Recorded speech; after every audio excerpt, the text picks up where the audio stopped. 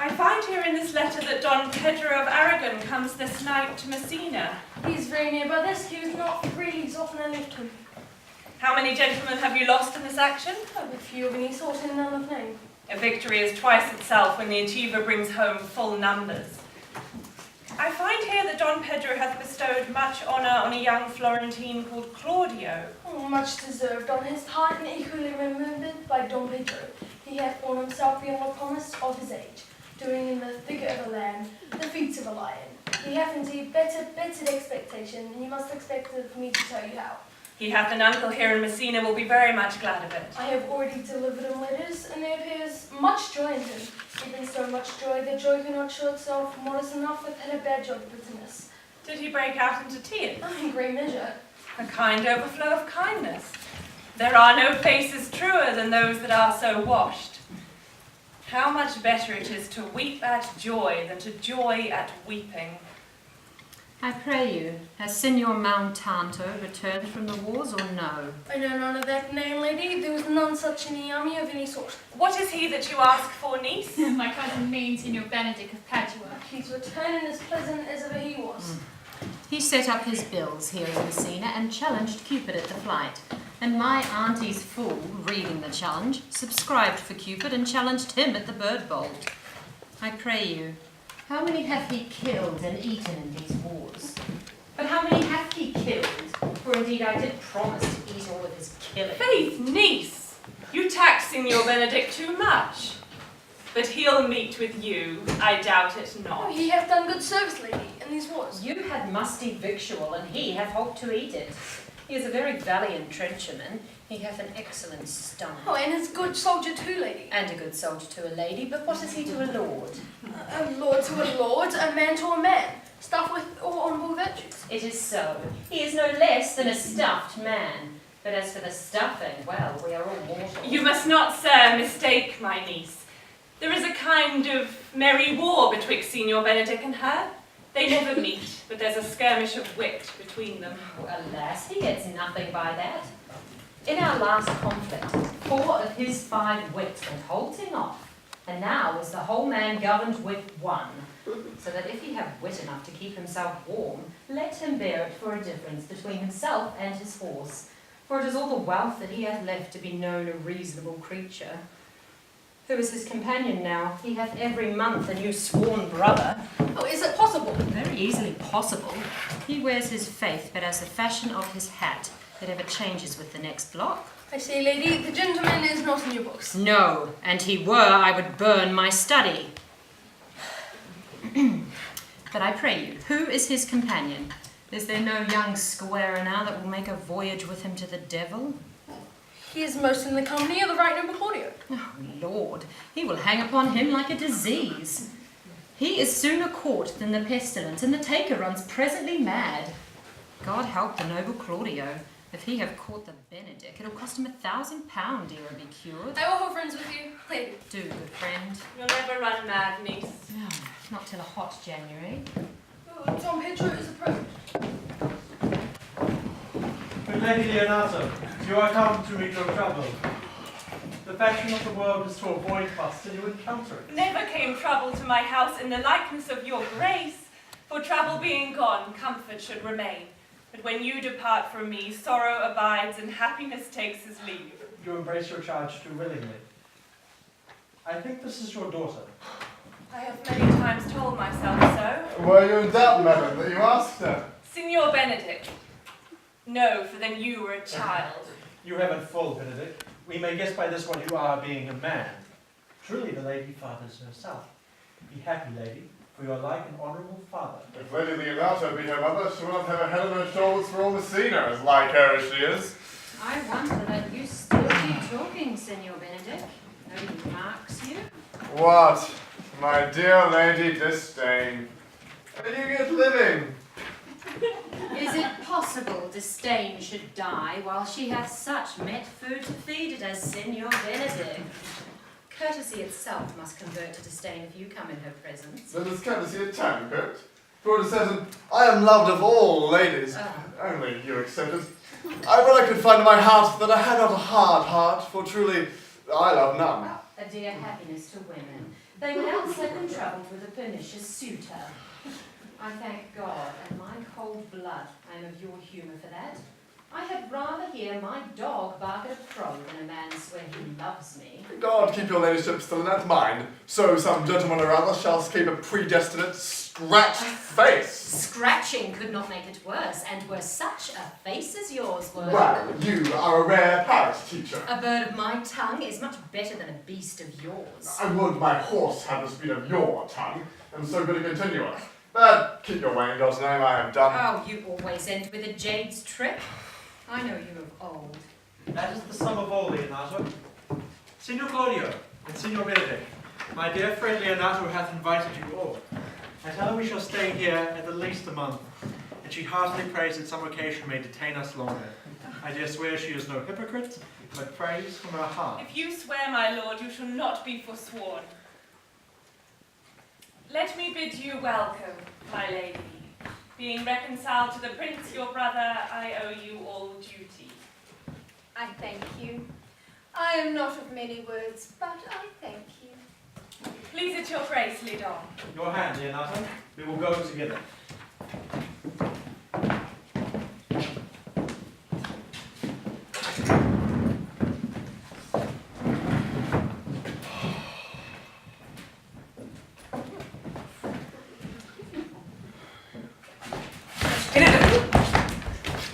Didst thou know the daughter of Lady Leonato? I noticed her not, but I looked on her. Is she not a modest young lady? Do you question me as an honest man should do for my simple true judgment, or would you have me speak after my custom as a professed tyrant of their sex? No, I pray thee, speak in sober judgment. Why? In faith, we think she's too low for a high praise, too brown for a fair praise, too little for a great praise. Only this combination could afford her. Were she any other than as she is, she were unhandsome. And being no other than as she is, I don't like her. Thou thinkest I am in sport. I pray thee, tell me truly how thou likest her. Would you buy her, that you inquire after her? Can the world buy such a jewel? Yea, and a case to put it into. But to speak you this with a sad brow, or do you play the flouting jack to tell me Cupid is a good hair finder, or Vulcan, a rare carpenter? Come, in what key shall a man take you to go in the song? In mine eyes she's the sweetest lady that ever I looked on. I can see yet without spectacles, and I see no such matter. There is her cousin, and were she possessed with a fury to tear much of beauty as the 1st of May doth the last of December. But I hope you have no intent to turn husband, have you? I would scarce trust myself, though I had sworn the contrary. But if Hero would be my wife... Is it come to this? In faith, hath not the world one man, but he will wear his cap with suspicion? Shall I never see a bachelor of 80 again? Go to, in faith, thou wilt needs only thrust thy neck into a yoke, wear the print of it in sideways Sundays. Oh, look, Don Pedro, to don't you. What secret hath held you here that you followed not to Leonato's? I would your grace would constrain me to tell. I charge thee on my allegiance. Oh, if you hear, Count Claudio, I can be secret as a dumb man, I proudly think so.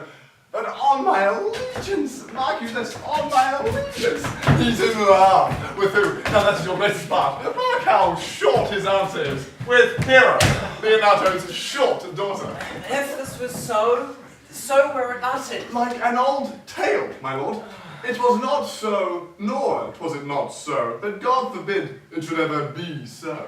If my passion change not shortly, God forbid it should be otherwise. Amen if you love her. For the lady is very well worthy. You speak this to fetch me in, my lord. By my troth I speak my thoughts. And in faith, my lord, I spoke mine. And by my true faith and trust, my lord, I spoke mine. That I love her, I feel. That she is worthy, I know. That I neither feel how she should be loved, nor know how she should be worthy, is the opinion that fire cannot melt out of me. I will die in it at the stake. Ah, thou wast ever an obstinate heretic in the despite of beauty. And never could maintain his part, but in the force of his will. That a woman conceived me, I thank her. That she brought me up, I likewise give her most humble thanks. But that I'll be given a retreat, wind it on my forehead, or hang my bugle in an invisible baldric, all women shall pardon me, because I will not do them the wrong to mistrust any. I will do myself the right to trust none. And the finers, for which I may go the finer, I will live a bachelor. I shall see thee, ere I die, would pale with love. With anger, with sickness, or with hunger, my lord, not with love. Prove that I lose more blood with love than I will ever get again with drinking. Pluck out mine eyes with a balladmaker's pen, and hang me up at the door of a brothel house for the sign of blind Cupid. Well, if thou dost fall from this faith, thou wilt prove notable arguments. If I do, hang me up in a bottle like a cat, and shoot at me. And either hits me, let him be clapped on the shoulder and called Adam. Well, as time shall try, in time the savage bull doth bear the yoke. The savage bull, nay. But if ever the sensible Benedick bear it, pluck out the bull's horns and set them in my forehead, and let me be vilely painted and in such great letters as they write, "Here is a good horse to hire." Let them signify my sign. Here you may see Benedick, the married man. If this should ever happen, thou wouldst be horn mad. Nay, if Cupid have not spent all his quiver in Venice, thou wilt quake for this shortly. I look for an earthquake too, then. Well, you temporize with the hours.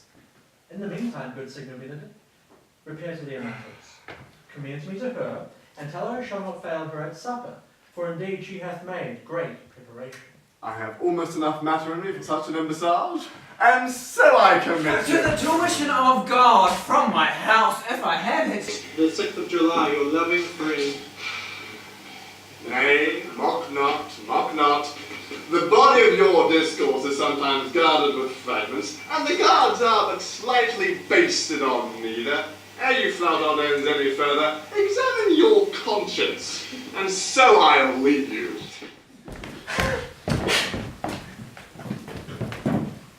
My liege, your highness may now do me good. My love is thine to teach. Teach it but how, and thou shalt see how apt it is to learn any hard lesson that may do thee good. Hath Leonato any son, my lord?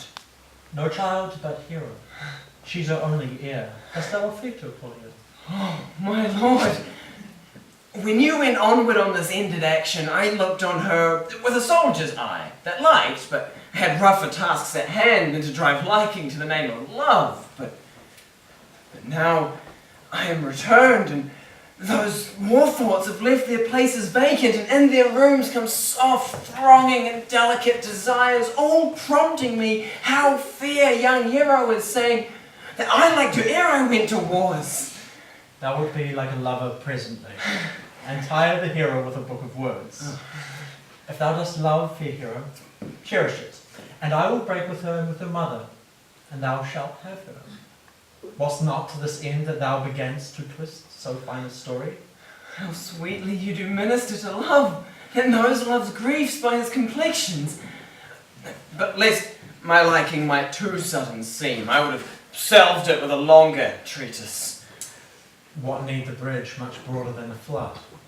The fairest grant is the necessity. Look, what will serve as fit? 'Tis once thou lovest, and I will fit thee with the remedy. I know we shall have revelling tonight. I will assume thy part in some disguise, and tell the fair Hero I am Claudio. And in her bosom I'll unclasp my heart and take her hearing prisoner with the force and strong encounter of my amorous tale. Then after to her mother will I break, and the conclusion is, she shall be thine. In practice, let us put it presently.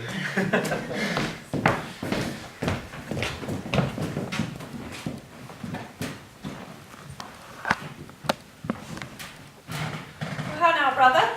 Where is my cousin, your son? Hath he provided this music? Oh, he is very busy about it. But sister, I can tell you strange news that you yet dreamt not of. Are they good? As event stamps them, but they have a good cover. They show well outward. Prince and Count Claudio, walking in a thick bleached alley in mine orchard, were thus much overheard by a man of mine. The prince discovered to Claudio that he loved my niece, your daughter, and meant to acknowledge it this night in a dance. And if he found her accordant, he meant to take the present time by the top and instantly break with it. Hath the fellow any wit that told you this? A good sharp fellow. I will send for him and question him yourself. No, no.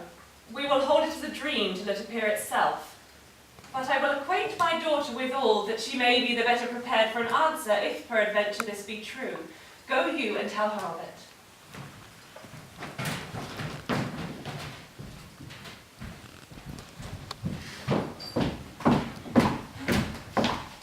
What the good year, my lady?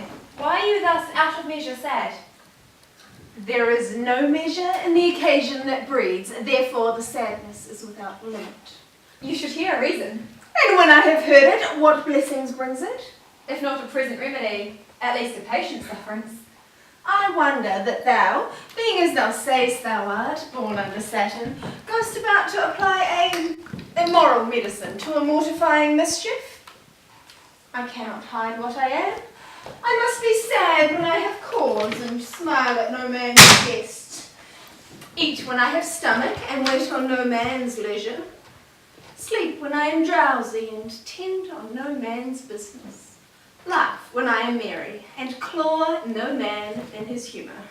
Yea, but you must not make a full show of this till you may do it without controlment. You have of late stood out against your brother, and he hath ta'en you newly into his grace, where it is impossible that you should take true root, but by the fair weather that you make yourself. It is needful that you frame the season for your own harvest.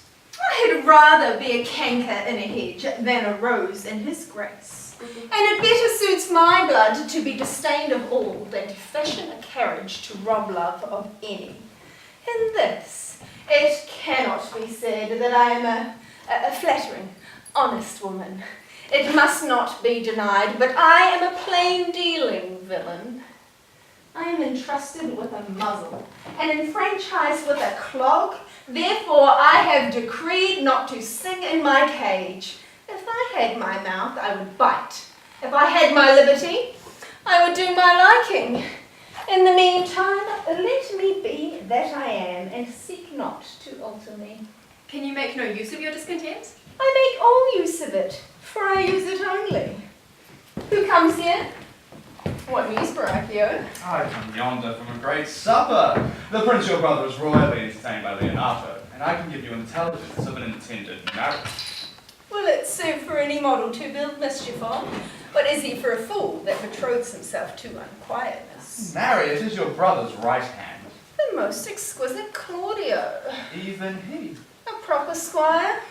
And who? Which way looks he? Marry on Hero, the daughter and heir of Leonato. A very forward march, chick. How came you to this? Being entertained for a perfume, as I was smoking in a musty room, comes me the prince and Claudio hand in hand in sad conference. I looked me behind the arras, and there heard it agreed upon that the prince should woo Hero for himself, and having attained her, give her to Count Claudio.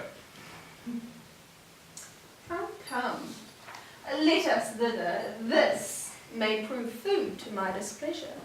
That young startup hath all the glory of my overthrow. If I can cross him in any way, I bless myself in every way. You are both sure and will assist me. To the death, my lady. Let us to the great supper. Their cheer is the greater that I am subdued. Would that the cook were of my mind. Shall we go prove what's to be done? We'll wait upon your ladyship.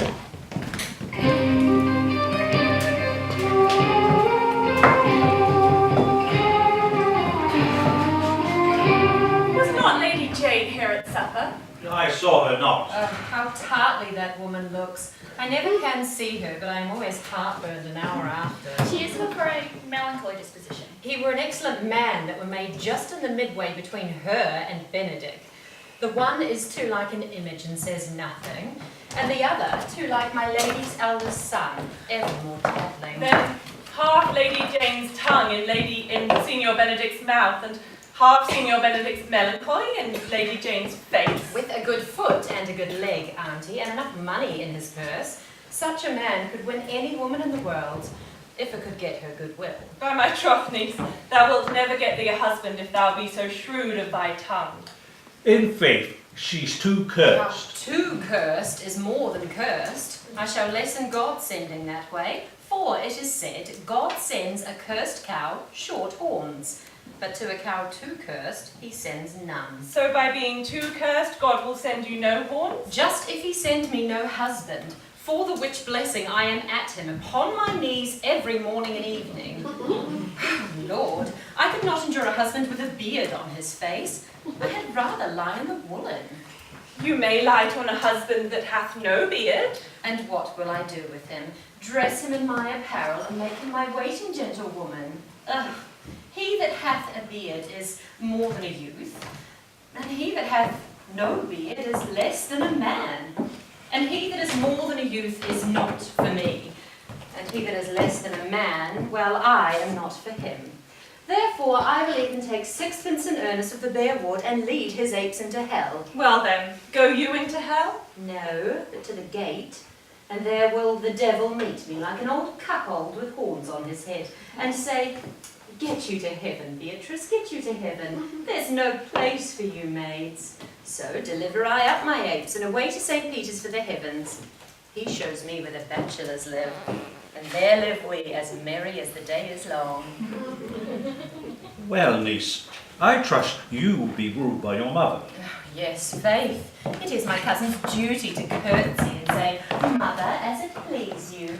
But for all that, good coz, let him be a handsome fellow, or else make another curtsy and say, Mother, as it please me. Well, niece, I hope to see you one day fitted with a husband. Not till God make men of some other metal than earth.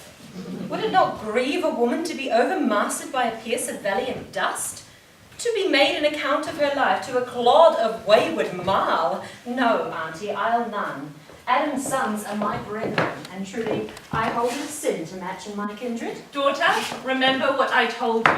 If the prince do solicit you in that kind, you know your answer. The fault will be in the music, cousin. If the prince not woo you in good time, if the prince be too important, tell him there is measure in everything, and so dance out the answer. For hear me, hero, wooing, wedding, and repenting is as a Scotch jig, a measure, and a sink pace. The first suit is hot and hasty like a Scotch jig, and full as fantastical. The wedding, mannerly modest as a measure, full of state and ancientry. And then comes repentance, and with his bad leg falls into the sink pace faster and faster till he sink into his grave. Cousin, you apprehend passing shrewdly. I have a good eye, auntie. I can see a church by daylight. Regulars are entering. Brother, make good room.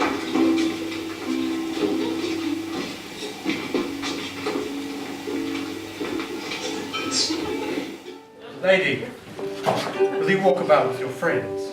So you walk softly and look sweetly and say nothing. I'm yours for walking, especially when I walk away. With me in your company? I say so when I please. And when please you to say so. But I like your favour, for God to bend the loop should be like the case. My visor is Fellman's roof. Within the house is Joe. Right then, your visor should be thatched. Speak low, if you speak low. Well, then what you did like it. So would not I, for your own sake, for I have many ill qualities. Which is one. Say my prayers aloud. I love you the better. The hearers may cry. Amen. God match me with a good dancer, Amen. and God take him from my sight once the dance is done. Answer, clerk. No more words. The clerk's answer. I know you well. You are Signor Antonio. That's a word, I'm not. I know you by the waggling of your head. To tell you the truth, I counterfeited. Oh, you could never do him so well unless you were the very man. Oh, here's his dry hand up and down. You are he. You are he. That's a word, I am not. Oh, come. Do you think I do not know you by your excellent wit? Who can virtue hide itself? Oh, go to, Mum, you are he. Oh, graces will appear and there's an end. Will you not tell me who told you so? No, you shall pardon me. Nor will you not tell me who you are? Not now. That I was disdainful, and that I got my good wit out of the merry 100 merry tales. Oh, why this was Senor Benedick that said so. What's he?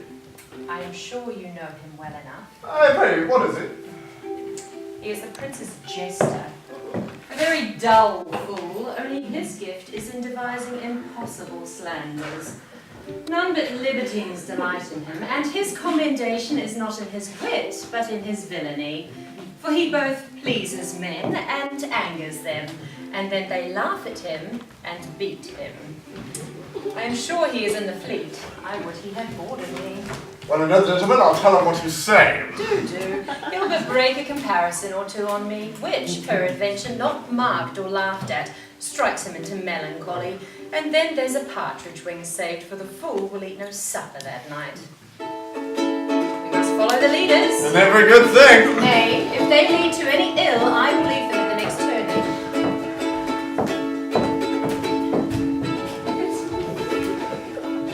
Sure, my brother is enamoured on Hero, and hath withdrawn with her mother to break with her about it. The ladies follow her, and but one visor remains. And that is Claudio. I know him by his bearing.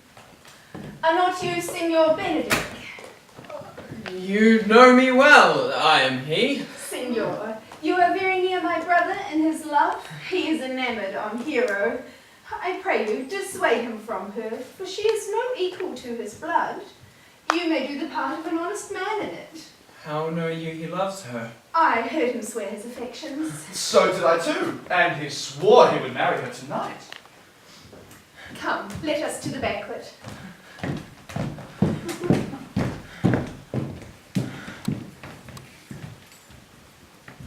Thus answer I in the name of Benedick. But hear these ill news with the ears of Claudio. 'Tis certain so. The prince woos for himself. Friendship is constant in all things save in the office and affairs of love. Therefore, all hearts in love use their own tongues. Let every eye negotiate for itself, and trust no agent.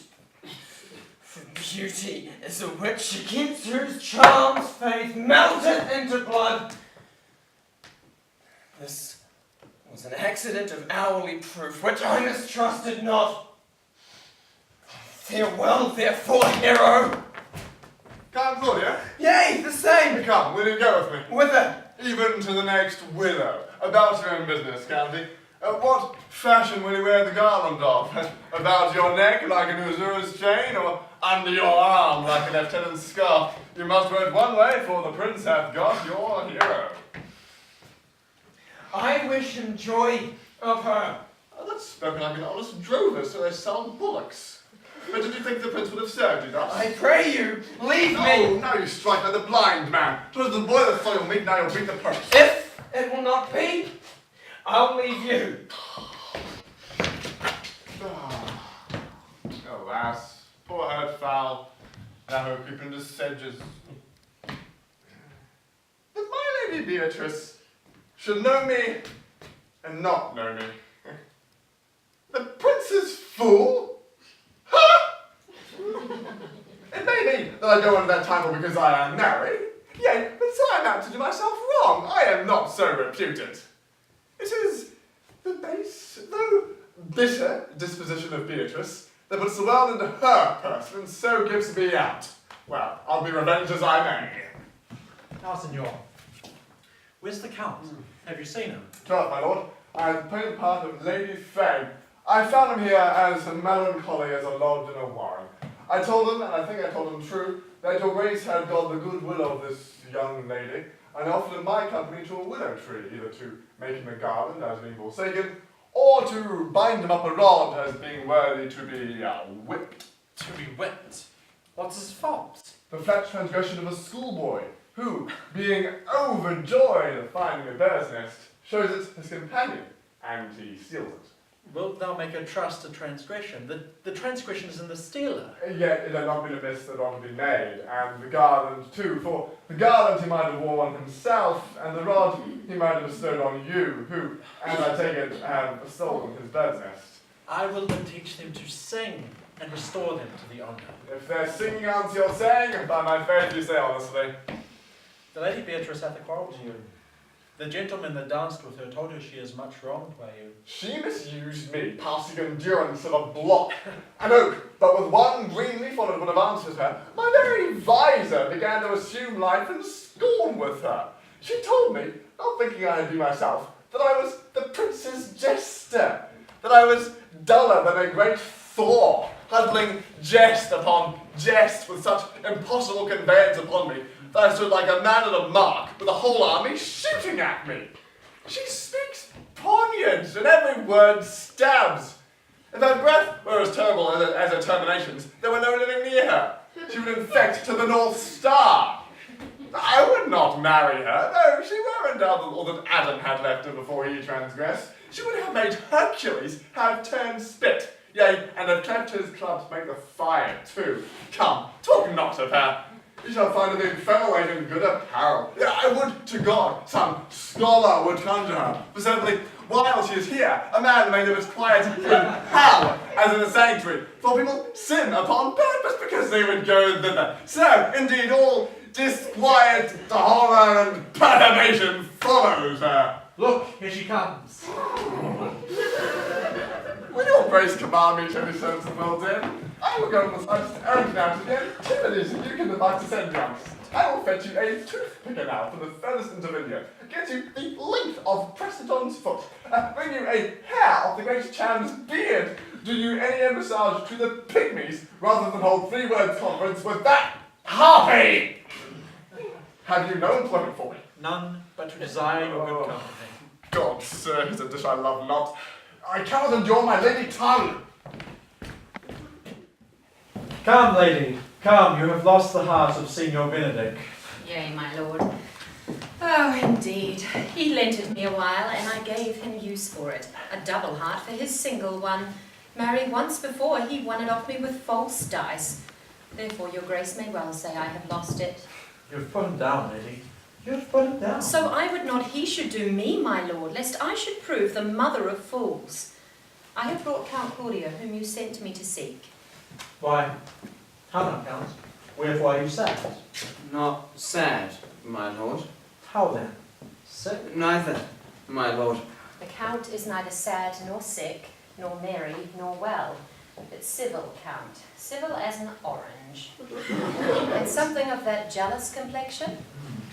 In faith, lady, I think your blazon to be true. Though I'll be sworn, if he be so as conceit is false. Here, Claudio, I have wooed in thy name, and fair hero is won. I have broke with your mother, and a good will obtained. Name the day of marriage, and God give thee joy. Count, take me of my daughter, and therefore my fortunes. His grace hath made the match, and then grace say amen to it. Speak, Count, is your cue. Silence is the perfectest herald of joy. I were but little happy if I could say how much. Sweet lady, as you are mine, I am yours. I give away for myself and dote upon the exchange. Speak, cousin, or if you cannot, stop his mouth with a kiss, and let not him speak neither. Faith, lady, you have a merry heart. Yea, my lord, I thank it, poor fool, it stays on the windy side of care. My cousin tells him in his ear that he is in her heart. Indeed she doth, cousin. Good Lord for alliance! And thus goes every one to the world but I, and I am sunburnt. I may sit in a corner and cry hi-ho for a husband. Lady Beatrice, I will get you one. I had rather have one of your father's getting. Does your grace near a brother like you? Your father got excellent husbands, if a maid could come by them. Will you have me, lady? No, my lord. Oh. Unless I might have another for working days. Your grace is too costly to wear every day. But I beseech your grace, pardon me. I was born to speak all mirth and no matter. Your silence most offends me, and to be merry best becomes you, for out of question you were born in a merry hour. No, sure, my lord. My mother cried, and then there was a star dance, and under that was I born. Cousins, God give you joy. Niece, will you look to those things I told you of? I cry you mercy, auntie, by your grace's pardon. By my troth, a pleasant-spirited lady. There's little of the melancholy element in her, my lord. She is never sad but when she sleeps, and not ever sad then. For I have heard my daughter say that she hath often dreamed of unhappiness, and waked herself with laughing. She cannot endure to hear tell of a husband. For by no means, she mocks all her wooers out of suit. She were an excellent wife for Benedick. Oh, Lord, my lord, if they were but a week married, they would talk themselves mad. County Claudio. County Claudio, when mean you to go to church? Tomorrow, my lord. Time goes on crutches till love has all his rights. Not till Monday, my dear son, which is hence just a 7 night, and a time too brief too to have all things answer my mind. Come, you shake the head at so long of breathing. But I warrant thee, Claudio, the time shall not go dully by us. I will, in the interim, undertake one of Hercules' labours, which is to bring Signor Benedick and the Lady Beatrice into a mountain of affection, the one with the other. I would fain have it a match, and doubt not but to fashion it, if you three will but minister such assistance as I shall give you direction. My lord, I am for you, though it cost me 10 nights' watchings. And I, my lord. And you too, gentle hero. I'll do any modest office, my lord, to help my cousin to be a good husband. And Benedick is not the unhopefullest husband that I know. Thus far can I praise him. He is of a noble strain, of approved valour and confirmed honesty. I will teach you how to humour your cousin, that she shall fall in love with Benedick. And I, with your 2 helps, will so practice on Benedick that despite his quick wit and his queasy stomach, he shall fall in love with Beatrice. If we can do this, Cupid is no longer an archer. His glory shall be ours, for we are the only love gods. Go in with me, and I will tell you my drift.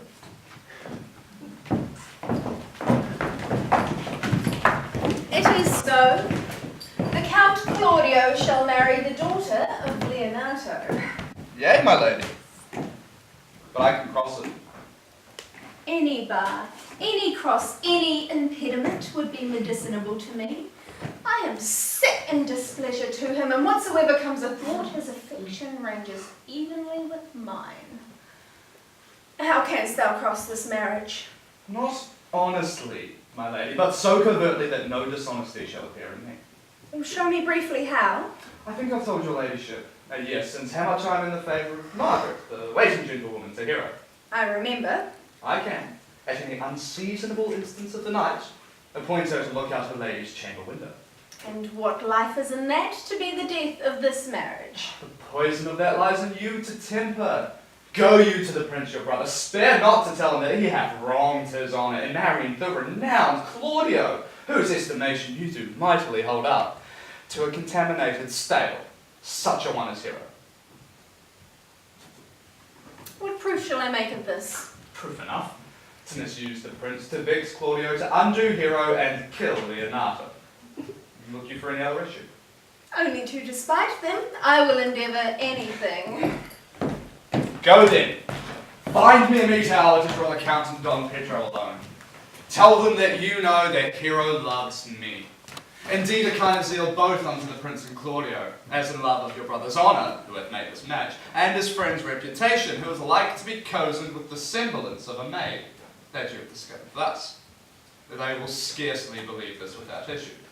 Offer them instances that would be in no less likelihood than to see me at her chamber window, hear me call Margaret hero, hear Margaret term me Claudio, and bring them to see this the very night before the intended wedding.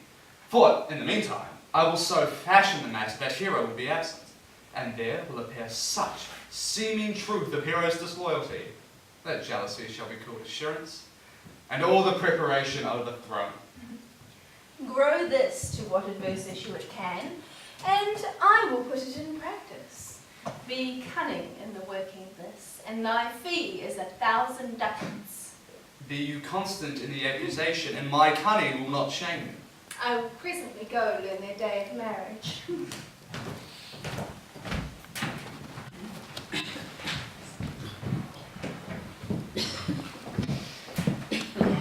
Boy! Senor? In my chamber window there lies a book. Bring it to me hither in the orchard. I'm here already, sir. I know that. I would have thee hence and here again.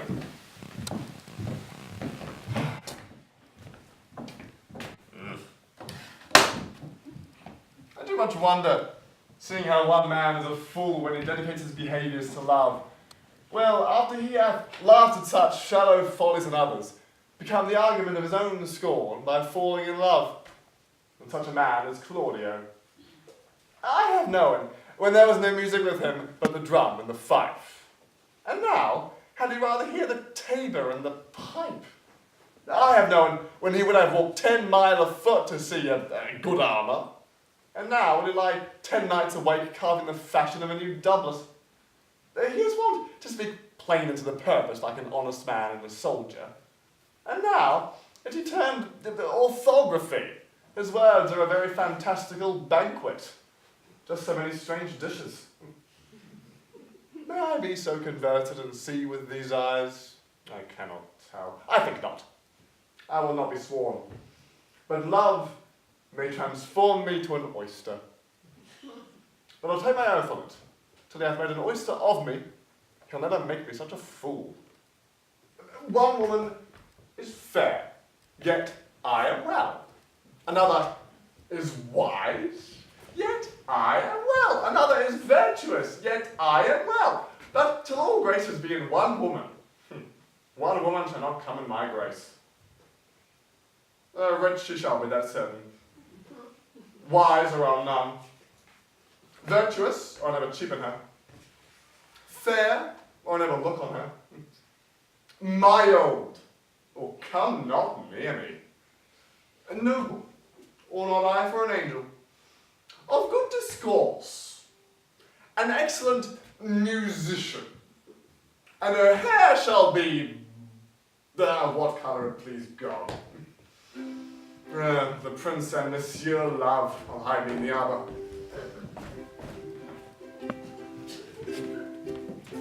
Come, shall we hear this music? Yea, my good lord. How still the evening is hushed on purpose as to grace harmony. See where Benedick hath hid himself. Oh, very well, my lord. Oh, the music ended. We'll fit the kid fox with a pennyworth. Come, Balthazar, we'll hear that song again. Oh, good, my lord! Tax not so bad a voice to slander music any more than once. It is the witness still of excellency to put a strange face on his own perfection. I pray thee, sing, and let me woo no more. Because you talk of wooing, I will sing. Since many a wooer doth commence his suit to her he thinks not worthy, yet he woos, yet will he swear he loves. Now pray thee, come, if thou wilt hold longer argument, do it in notes. Note this before my notes. There's not a note of mine that's worth the noting. Why, these are the very crotchets he speaks. Notes, forsooth, and nothing. Now, divine air, now is his soul ravished. Is it not strange that sheep's gut should held souls out of men's bodies? Well, all for my money when all's done.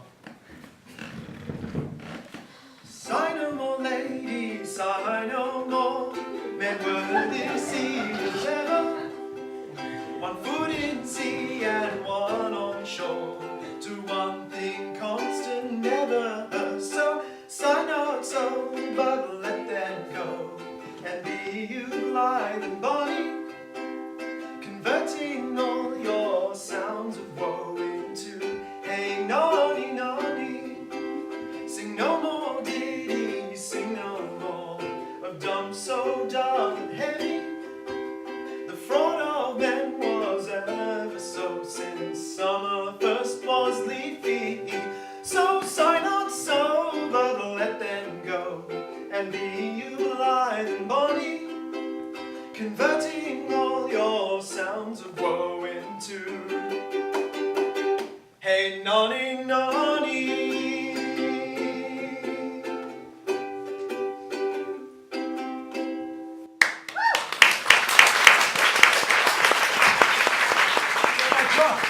A good song. And an ill singer, my lord. No, faith. Thou singest well enough for a shift. And had he been a dog that should have howled thus, they would have hanged him. And I pray to God his voice bode no mischief. I had as lief have heard the night raven. Come, what plague could have come after it? Yea, marry, dost thou hear, Balthazar? I pray thee, get us some excellent music, For tomorrow night we would have it at the Lady Hero's chamber window. The best I can, my lord.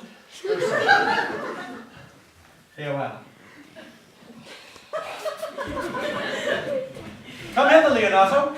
What was it you were telling me today that your niece Beatrice was in love with Signor Benedick? Oh, aye! Stalk on, the fowl sits. I did never think that lady would have loved any man. No, nor I neither. But most wonderful that she should so dote on Signor Benedick, whom she hath in all outward behaviours ever seen to abhor. Is it possible? Is it the wind in that corner? By my troth, my lord, I cannot tell what to think of it, but that she loves him with an enraged affection. It has passed the infinite of thought.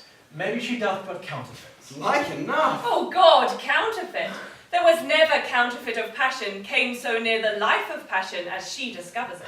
Why, what a fix of passion shows. Wait, oh well, this fish will bite. What effects, my lord? She will sit you. You heard my daughter tell you how. She did indeed. How? How, pray you? You amaze me. I would have I thought her spirit had been invincible against all assaults of affection. I would have sworn it had, my lord, especially against Benedick.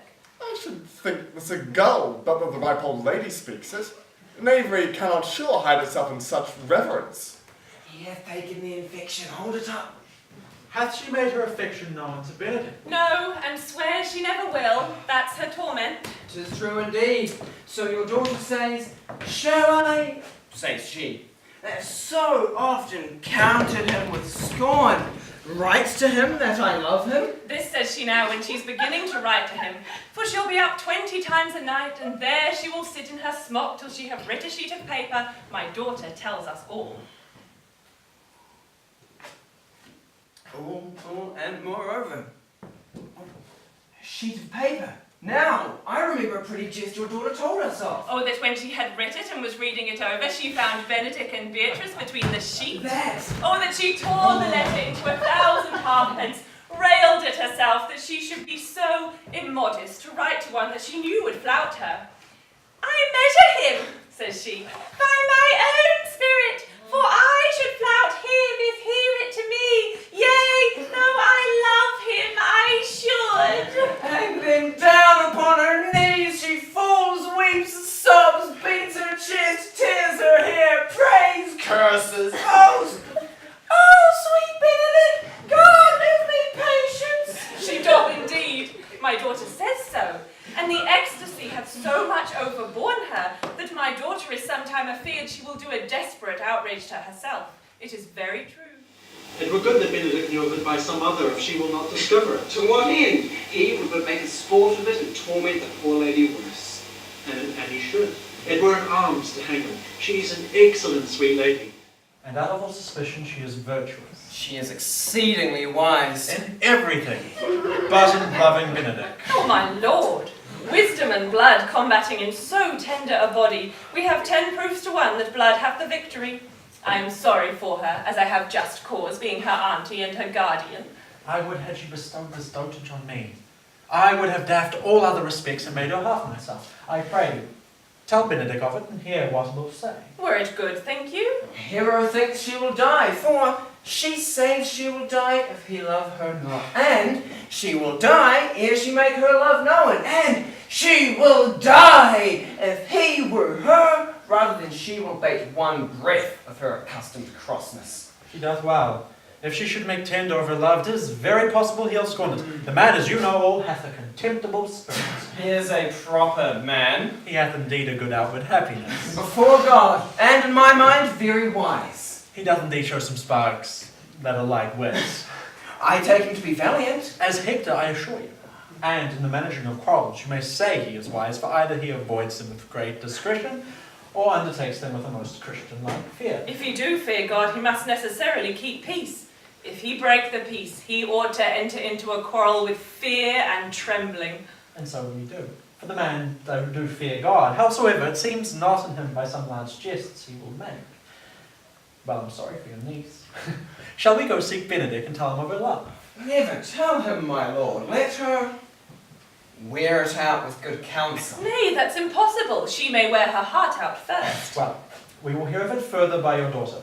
Let it call the while. I love Benedick well, and I could wish that he would modestly examine himself to see how unworthy he is so good a lady. My lord, will you walk? Dinner is ready. If he do not dote on her upon this, I will never trust my expectation. Let there be the same net spread for her then, and that must your daughter and her gentlewomen carry. The sport will be when they hold one in opinion of another's dotage, and no such matter. That's the scene that I would say, which will be merely a dumb show. Let us send her to call you silly.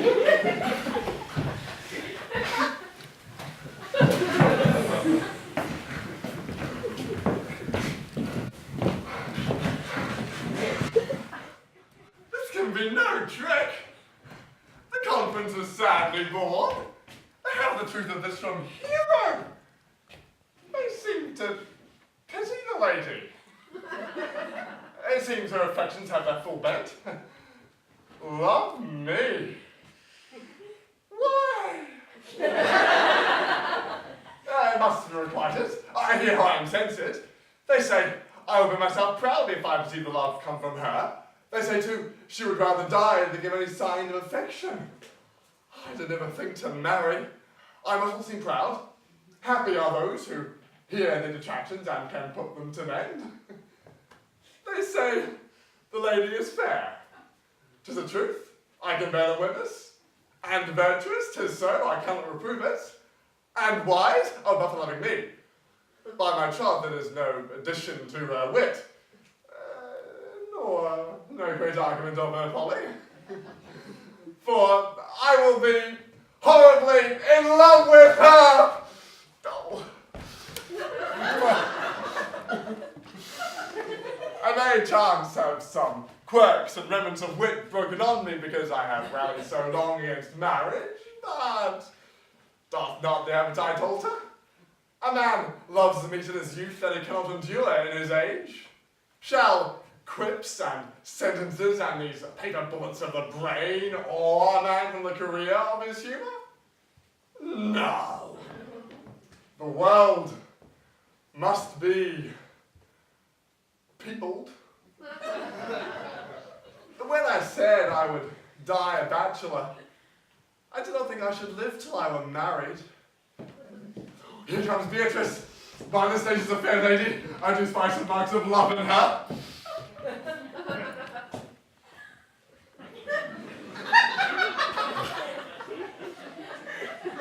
Against my will, I am sent to bid that you come in to dinner. Fair Beatrice, I thank you for your pains.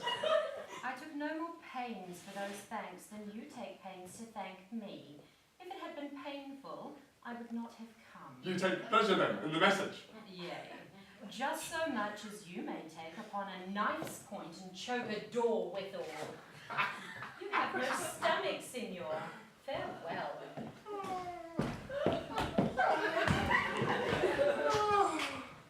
Against my will, I am sent to bid you come into dinner.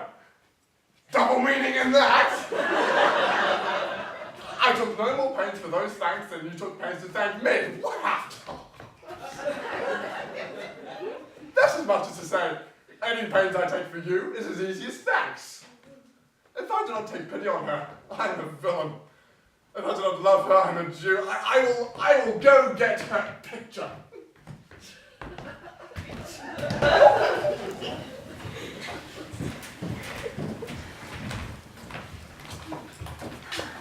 Good Margaret, run thee to the parlour.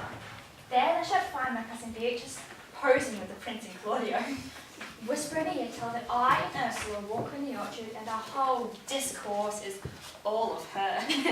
Say that thou overheardst us and bid her steal into the pleached bower where honeysuckles ripened by the sun forbid the sun to enter, like favourites made proud by princes that advance their pride against the power that bred it. There will she hide her to listen to our purpose. This is thy office. Bear thee well and leave us alone. I'll make her come, I warrant you presently. Now, Ursula, when Beatrice doth come to trace this alley of you down, our talk must only be of Benedick. When I do name him, must it be thy part to praise him more than ever man did merit. My talk to thee must be of how Benedick is sick in love with Beatrice. All this matters, little Cupid's crafty arrow made, which only wins by hearsay. And begin, for look where Beatrice, like a lark, runs close by the ground to hear our conference. The pleasantest angling is to see the fish cut with her golden oars, the silver stream, and greedily devour the treacherous bait. So, angle we for Beatrice, who even now is couched in the woodbine coverture. Fear you not my part of the dialogue. Then go we near her, that it is nothing but the false sweet bait that we lay for it. No, truly, Ursula, she is too disdainful. I know her spirits are as coy and wild as haggis at the rock. But are you sure that Benedick loved Beatrice so entirely? So says the prince and my betrothed lord. And did they bid you tell her of it? They did entreat me to acquaint her of it, but I persuaded them, if they loved Benedick, to wish him wrestle with affection and never to let Beatrice know of it. Why did you so? Doth not the gentleman deserve as full as fortunate a beard as ever Beatrice shall couch upon? A god of love, I know he doth deserve as much as may be yielded to a man. But nature never framed a woman's heart of prouder stuff than that of Beatrice. Disdain and scorn ride sparkling in her eyes, misprizing what they look on. And her wit values itself so highly that to her all matter else seems weak. She cannot love, nor take, no shape, nor projective affection. She is so self-indulgent. Sure, I think so. Therefore, certainly, it were not good she knew his love, unless she'll make sport of it. Why then, you speak truth. I never yet saw a man how wise, how noble, how young, how rarely featured, but she would spell him backward. If fair-faced, she would swear the gentleman should be her sister. If black, why, nature drawing of an antique made a foul blot. If tall, a lance all-headed. If low, an agate very partly cut. If speaking, why a vein blown with all winds, and if silent, why a block move with none. So turns she every man the wrong side out, and never gives truth and virtue that which simpleness and merit purchaseth. Oh, sure. Oh, such carping is not commendable. No. Not to be so odd and more factions as Beatrice's cannot be commendable. But who dare tell her so? Why, if I should speak, she would mock me into air. She would laugh me out of myself, praise me to death with wit. Therefore, let Benedick, like covered fire, consume away in sighs, waste inwardly. It were a better death than down with mocks, which is as bad as double tickling. Yet, tell her of it, and hear what she will say. No, rather, I will go to Benedick and counsel him to fight against his passion. And truly, I'll devise some honest slanders to stain my cousin with. One doth not know how much ill words may poison liking. Oh, you cannot do your cousin such a wrong. Well, she cannot be so much without true judgment, having so swift and excellent a wit as Beatrice is prized to have, as to refuse so rare a gentleman as Signor Benedick. He's the only man of Italy, always accepted my dear Claudio. I pray you be not angry with me, madam, but speaking my fancy, Signor Benedick, for shape, bearing, argument, and valour, goes foremost in report through Italy. Indeed, he hath an excellent good name. Was it excellent? Still earn it ere he had it. But, madam, when are you married? Why, every day, tomorrow. Come, go in. I'll show thee some attires and have thy counsel wishing the best to furnish me tomorrow. She's lying low, warrant. We've caught her, madam. If it proves so, then loving goes by haps.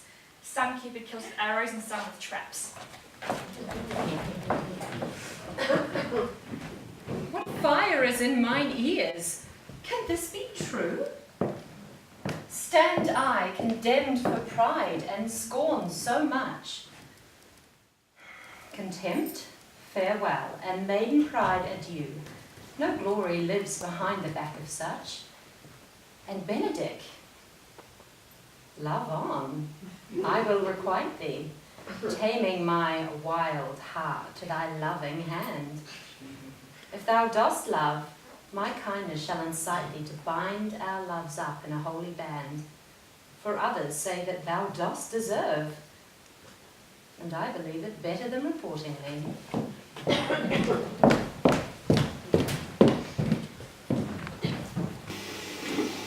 I do but stay till your marriage be consummate, then I go toward Aragon. I'll bring you thither, my lord, if you'll vouchsafe me. Nay, that would be as great a soil in the new gloss of your marriage as to show a child his new coat and forbid him to wear it. I will only be bold with Benedick for his company, for from the crown of his head to the sole of his foot he is all mirth. He hath twice or thrice cut Cupid's bowstring, and the little hangman dare not shoot at him. He hath a heart as sound as a bell, and his tongue is the clapper. What his heart thinks, his tongue speaks. Gallant, I am not as I have been. So say I, methinks you are sadder. I hope he be in love. Hang him, truant. There's no true drop of blood in him to be truly touched with love. If he be sad, he wants money. I have the toothache. Draw it. Hang it. You must hang it first and then draw it afterwards. What, siphon the toothache? Where is there a humour or a word? Well, everyone can march to a grief, but he that has it. Yes, say I, he is in love. There is no appearance of fancy in him, unless it be a fancy he hath through strange disguises, as to be a Dutchman today, a Frenchman tomorrow, the shape of two countries at once, as a German from the waist downward, all slops, and a Spaniard from the hip upward. No doublet. Unless he have a fancy to this foolery, as it appears he hath, he is no fool for fancy, as he would have it appear he is. If he be not in love with some woman, then there is no believing old signs. Brushes the hat of the morning, what should that boat? Hath any man seen him at the barber's? No, but the barber's man hath been seen with him, and the old ornament of his cheek hath already stopped tennis balls. Indeed, he looks younger than he did by the loss of a beard. Nay, rubs himself with civet. Can you smell him up by that? Oh, that's as much to say the sweet youth's in love. The greatest note of it is his melancholy. And when was he wont to wash his face? Yea, or to paint himself, for the which I hear what they say of him. Nay, but his jesting spirit, which is now crept into a loose string and governed by stops. Indeed, that tells a heavy tale for him.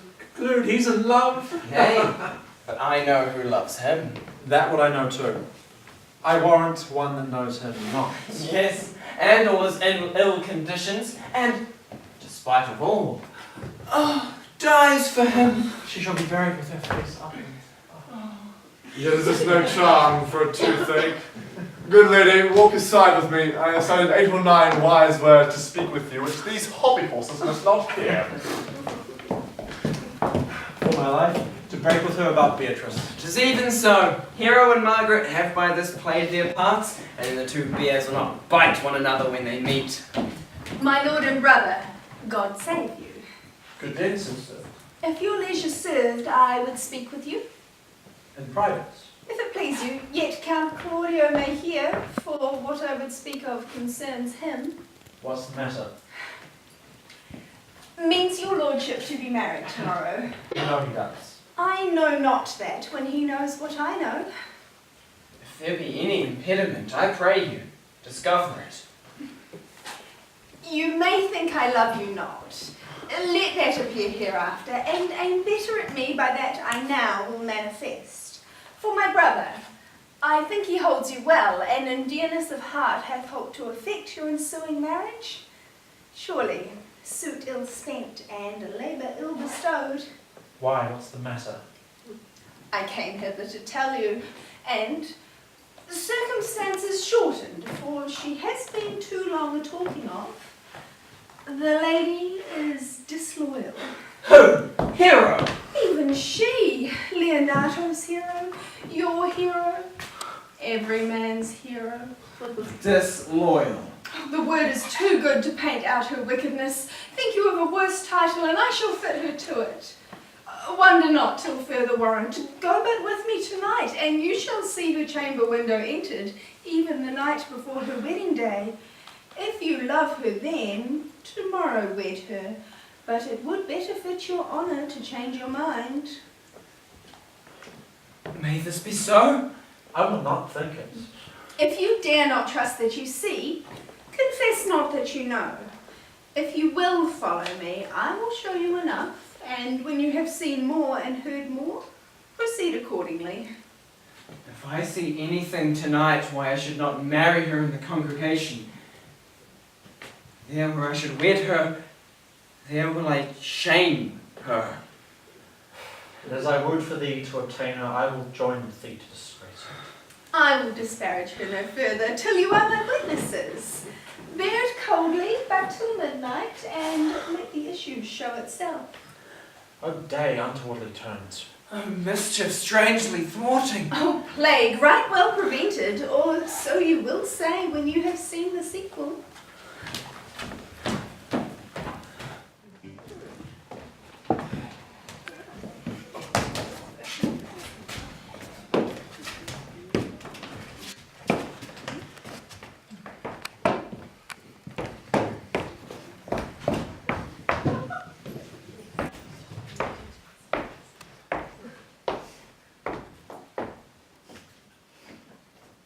Are you good men and true? Yea, or else it were pity, but they should suffer salvation, body and soul. Oh nay, that be a punishment too good for them, if they should have any allegiance to them being chosen for the prince's watch. Well, give them their charge, neighbour Dogberry. First, who think you the most desertless man to be constable? Hugh Oatcake, sir. Or George Seacole. They can write and read. Oh, come hither, neighbour Seacole. God hath blessed you with a good name. To be a well-favoured man is the gift of God. And for your writing and reading? Both which, Master Constable? You have, I knew it would be your answer. Well, for your favour, sir, make no boast of it. And for your writing and reading, let that appear when there is no need of such vanity. You are thought here to be the most senseless and fit man to be constable of the watch. Therefore, bear you the lantern. This is your charge. You shall comprehend all vagrant men. You shall bid any man stand in the prince's name. How if they will not stand? Why then, take no note of them, but let them go. Presently call the rest of the watch together, and be glad you're rid of a knave. If he will not stand when he is bidden, he is none of the prince's subjects. Oh, truly, and there's a meddle with none but the prince's subjects. Also, the watch shall make no noise in the streets, for to babble and talk is most tolerable and not to be endured. We would rather sleep than talk. We know what belongs to a watch. You speak like a most ancient and quiet watchman, for I cannot see how sleeping should offend. However, have a care your bills be not stolen. Well, you are to visit all the alehouses and bid those that are drunk get them to bed. How if they will not? Why then, let them alone till they are sober, and if they make you then not the better answer, you may say they are not the men you took them for. Well, sir. If you meet in the thief in the night, you may suspect him by virtue of your office to be no true man, and for such kind of men, the less you meddle or make with them, why the more is for your honesty. If we know him to be a thief, should we not lay hands on him? Oh, truly by your office you may, but I think they that touch pitch will be defiled. The most peaceable way for you, if you do take a thief, is to let him show himself what he is, steal out of your company. Well, you have always been called a merciful man, partner. Well, truly I would not hang a dog by my will, much more any man that hath honesty in him. If you hear a child cry in the night, you must call to the nurse and bid her still it. If the nurse be asleep and does not hear us, then how? Why then, depart in peace, and let the child wake her with crying. For the ewe that will not hear her lamb bays will never answer a calf when he bleats. 'Tis very so. You, constable, are to present the prince's own person. If you meet the prince in the night, you may stay him. Nay, by a lady that I think I cannot. 5 shillings to 1 not. Any man that knows the statutes may stay him. Marry not without the prince be willing. For the watch ought to offend no man, and it is an offence to stay a man against his will. By a lady, I think it be so. Well, masters, good night, and if any matter of weight chance, call me up. Good night, masters. Adieu. Can they go free? My Now, master, we hear our charge. Let us sit here on this church bench till 2, and then all to bed. One word more, honest neighbours. I pray you watch about Lady Leonato's door tonight. The wedding being there tomorrow, there is a great coil tonight. Adieu, be vigilant, I beseech you.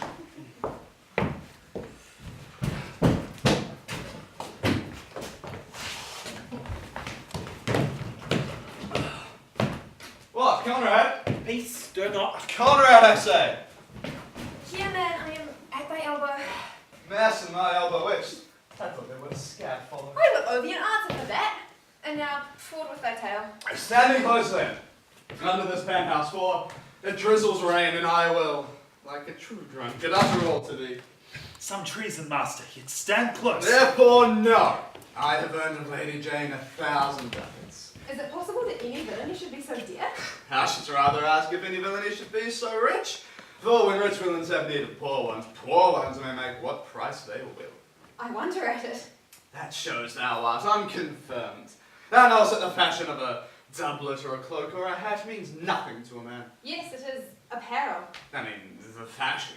Yes, the fashion is the fashion. Tush, I may as well say the fool's the fool. But seest thou not what a deformed thief this fashion is? I know that deformed. He goes up and down like a gentleman. He has been a vile thief this 7 year. I know his name.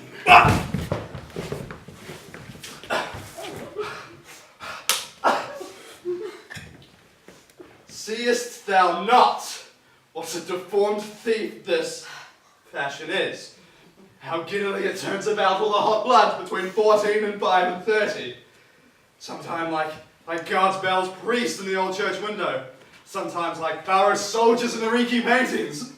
Sometime like the shaven Hercules in the smirched worm-eaten tapestry where his codpiece sings as massy as his club. All this I see, and I see that the fashion wears out more apparel than the man.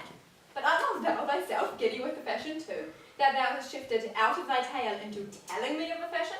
Not so, neither. Therefore, no, I have wooed Margaret in Lady Hero's name. She leans me out her mistress's chamber window and bids me 1,000 times good night.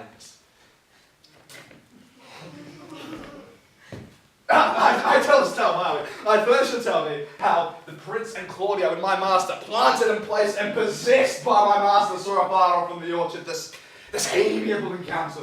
And thought they Margaret was hero? Two of them did. The Prince and Claudio, but the devil my master knew she was Margaret, and partly by her oaths, which first did possess them, partly by the dark night which did deceive them, but chiefly by my villainy to confirm any slander the Lady Jane had made. And then, away went Claudio, with rage swore he would meet her as she was appointed the next day at the chapel, and there, in front of the whole congregation, shame her with what he saw all night, and send her home again without her husband.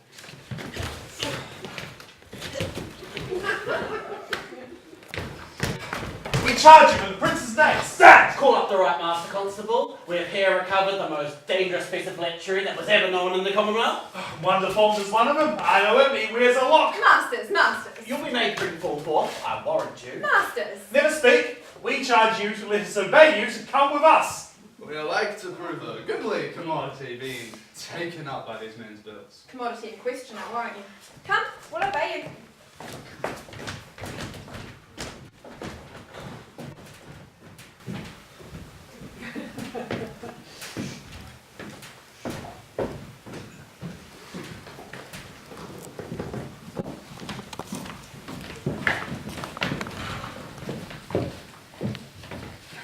Ursula, wake my cousin Beatrice and desire her to rise. I will, lady. And bid her come hither. Well, troth thou like your other about a better. No, pray the good Meg, I'll wear this. My trot's not so good, now why your cousin will say so. My cousin's a fool, and thou art another. I'll wear none but this. I like the new tie within excellently, if the hair were a thought browner, and your gowns are most rare fashion and faith. I saw the Duchess of Milan's gown that they praised. Oh, that exceeds, they say. By my troth's but a nightgown respected yours. Colour gold and cuts, laced with silver set with pearls, down sleeves, side sleeves and skirts round underborn with a bluish tinsel. But They're fine, quaint, graceful, and excellent fashion. Yours is worth telling it. And God give me joy to wear it. My heart is exceeding heavy. Twill be heavier soon by the weight of a man. Fire upon thee, I'm not ashamed. Of what, lady? Of speaking honourably? Is not marriage honourable in a beggar? Is not your lord honourable without marriage? I think you would have me say, saving your reverence a husband, and bad thinking do not rest true speaking. I'll offend no one. Is there any harm in the heavier for a husband? None, I think. And it be the right husband and the right wife. Otherwise 'tis light and not heavy. Ask my Lady Beatrice else, here she comes. Good morrow, cuz. Good morrow, sweet hero. Right, how now? Do you speak in the sick tune? And out of all other tuney things. Claps into light of love that goes without a burden. Do you sing it and I'll dance it? Yea, light of love with your heels. Then if your husband have stables enough, you'll see he shall lack no barns. Oh, illegitimate construction. I scorn that with my heels. 'Tis almost 5 o'clock, cousin. 'Tis time you were ready. By my troth, I am exceeding ill. Hi-ho. For a hawk, a horse, or a husband? For the letter that begins them all, H. Well, and you be not turned Turk. There's no more sailing by the star. What means the full trow? Nothing, I. But God give everyone their heart's desire. These gloves the Count sent me. They're an excellent perfume. Oh, I am stuffed, cousin. I cannot smell. A maiden stuffed. There's goodly catching of cold. Oh, God help me. God help me. How long have you professed apprehension? Even since you left it. Doth not my wit become me rarely? It is not seem enough. You should wear it in your cap. By my troth, I am exceeding sick. Get you some of this distilled Cardus Benedictus, and lay it to your heart. It's the only thing for a quarrel. There, that pricks over the thistle. Benedictus? Why Benedictus? You have some moral in this Benedictus? Moral, no, by my troth, I have no moral meaning. I meant plain holly thistle. But methinks you look with your eyes as other women do. What pace is this that thy tongue keeps? Not a false gallop. May you withdraw the prince, the count, Senior Benedick, Lady Jane, and all the gallants of the town that come to fetch you to church. Oh, help to dress me, good cuz. Good man, good Ursula.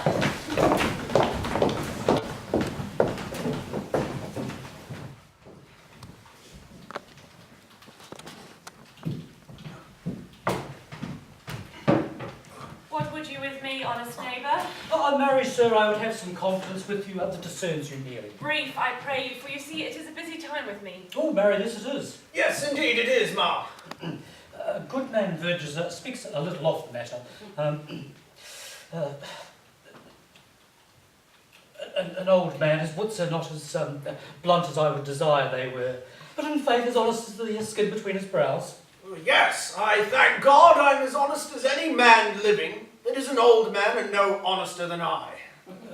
Comparisons are odorous, palaver. Neighbours, you are tedious. Oh, well, it pleases your worship to say so, but we are the poor Duke's officer. For mine own part, I was tedious as a king. I find it in my heart to bestow it on your worship. All thy tediousness on me. Ah. Oh, yea, it were £1,000 more than 'tis, for I hear as good exclamation upon your worship as any man in the city, and though I be but a poor man, I am glad to hear it. And so am I. I would fain know what you have to say. Marry, ma'am, our watch tonight, accepting your worship's presence, had ta'en a couple of as arrant knaves as any in Messina. A good old man, he will be talking, as they say, when the age is in, the wit is out. God help us, it is a world to see. Well said, I faith, neighbour Verges. Well, God's a good man, and if two ride of a horse, one must ride behind. An honest soul, I faith, by my troth he is, as ever broke bread. But God is to be worshipped, and all men are not alike, alas, good neighbour. Indeed, neighbour, he comes too short of you. Oh, gifts that God gives. I must leave you. One word, lady, our watch lady hath indeed comprehended 2 auspicious persons, and we would have them examined this morning before your worship. Take their examination yourself and bring it me. I am now in great haste, as it may appear unto you. It shall be suffragance. Drink some wine ere you go, fare you well. My lady, they stay with you, leave your little daughter to her husband. I will wait upon them. I am ready. Go, good partner, go. Get thee to Francis Seacole, and bid him bring his pen and ink on to the jail. For we're now to examination these men. And we must do it wisely. Oh, we will spare no wit for it, I warrant you. And here's it shall drive some of them to a non-cold. Only get the learned writer to set down our excommunication and meet me at the jail.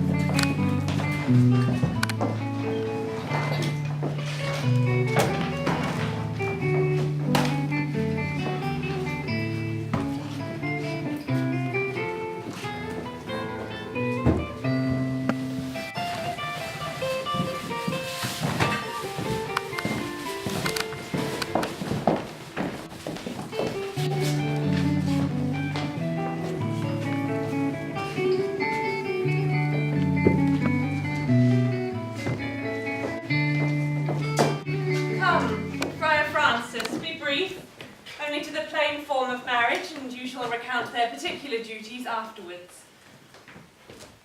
You come hither, Lord, to marry this lady. No. To be married to her. Friar, you come to marry her. Lady, you come hither to be married to this count. I do. If either of you know of any inward impediment, why you should not be conjoined, I charge you now on your souls to utter it. Know you any, hero? None, my lord. Know you any, Count? I dare make his answer. None. What men dare do, what men may do, what men daily do, not knowing what they do. Ah, no, dejections. Why then, somebody of laughing is up. Stand thee by, friar. Mother, by your leave, will you with free and unconstrained soul give me this maid, your daughter? As freely, son, as God did give her me. And what gift have I whose worth may counterpoise this rich and precious gift? Nothing, unless you render her again. Ah, sweet prince, you learn me noble thankfulness. There, Leonato, take her back again. Give not this rotten orange to your friend. She is but the sign and semblance of her honour. Behold, how like a maid she blushes here. Oh, what authority and show of truth can cunning sin cover itself withal? Comes not that blood as modest evidence to witness simple virtue? Would you not swear, all you that see her, that she were made by these exterior shows? But she is none. She knows the heat of a luxurious bed. Her blush is guiltiness, not modesty. What do you mean, my lord? Not to be married. Not to knit my soul to an approved wanton. Dear my lord, if you, in your own proof, have vanquished the resistance of her youth and made defeat of her virginity. I know what you would say. If I had known her, you will say that she did embrace me as a husband, and so extenuate the forehand sin. No, Leonato, I never tempted her with words too large, but as a brother to a sister, showed bashful sincerity and comely love. It seemed over otherwise to you. Out on thee, seeming! I will write against it. You seem to me as Diane in her oar, as chaste as the bud ere it be blown, but you are more intemperate in your blood than Venus, or those pampered animals that rage in savage sensuality. Is my lord well, then he'll speak so wise? Sweet prince, why speak not you? What should I speak? I stand dishonoured, that have gone about to link my dear friend to a common stale. Are these things spoken, or do I but dream? Lady, they are spoken, but these things are true. This looks not like a nuptial. True, oh God. Leonato, stand I here? Is this the prince? Is this the prince's sister? Is this face, heroes? Are our eyes our own? This is so, but what of this, my lord? Let me but move one question to your daughter, and with that motherly and kindly power that you have in her, bid her answer truly. I charge thee do so, as thou art my child. God defend me, am I beset? What kind of catechising call you this? To make you answer truly to your name. Is it not hero? Can blot that name with any disreproach. Mary, that can, hero. Hero itself can blot out hero's virtue. What man was he that talked with you out your window yesternight betwixt 12 and 1? If you are a maid, answer to this. I talked with no man at that hour, my lord. Why then you are no maiden. Leonato, I am sorry you must hear. Upon mine honour, myself, my sister, and this grieved count did see her, hear her at that hour last night, talk with a ruffian at her chamber window, who hath indeed, most like a liberal villain, confessed the vile encounters they have had 1,000 times in secret. Fie, fie, they are not to be named, my lord, not to be spoke of. There is not chastity enough in language without offence to utter them. Thus, Pretty lady, I am sorry for thy much misgovernment. Oh, hero! What a hero hadst thou been, if half of thy outward graces had been placed around thy thoughts and counsels of thy heart. Farewell, most foul, most fair! Farewell in pure piety and pious purity! For thee, I will lock up all the gates of love, and on my island shall conjecture hang eternal beauty into thoughts of harm, and never shall it be more gracious. There's no man's dagger here a point for me. Oh, hero, wherefore you sink down? Come, let us go. These things come thus to light, do smother her spirits up.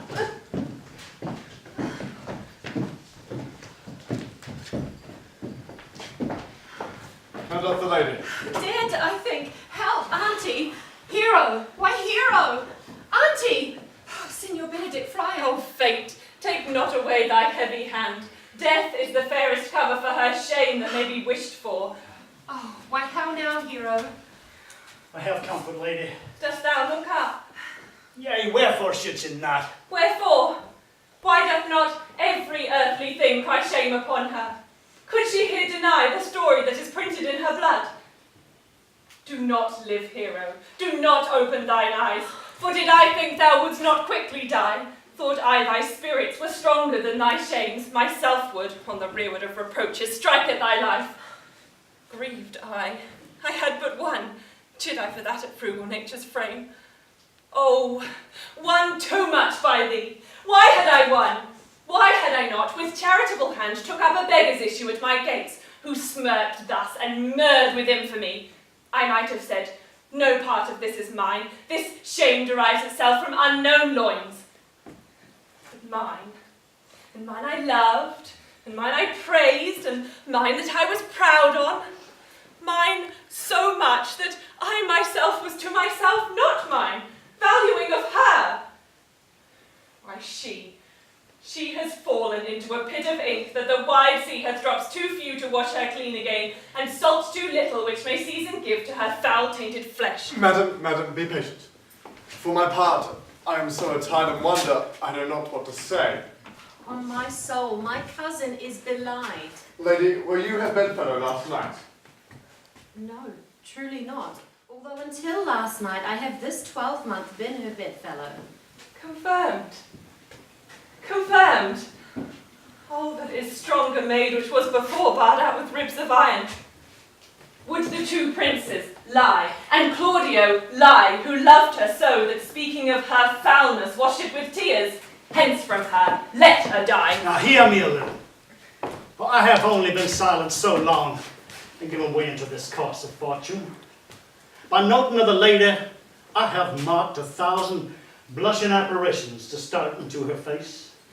1,000 innocent shames and angel whiteness beat away those blushes, and in her eyes there hath appeared a fire to burn the errors that these princes hold against her maiden truth. Now call me a fool. Trust not my reading nor my observation, which, with experimental seal, doth warrant the tenor of my book. Trust not my age, my reverence, my calling nor divinity, if this sweet lady lie not guiltless here under some biting error. Friar, it cannot be.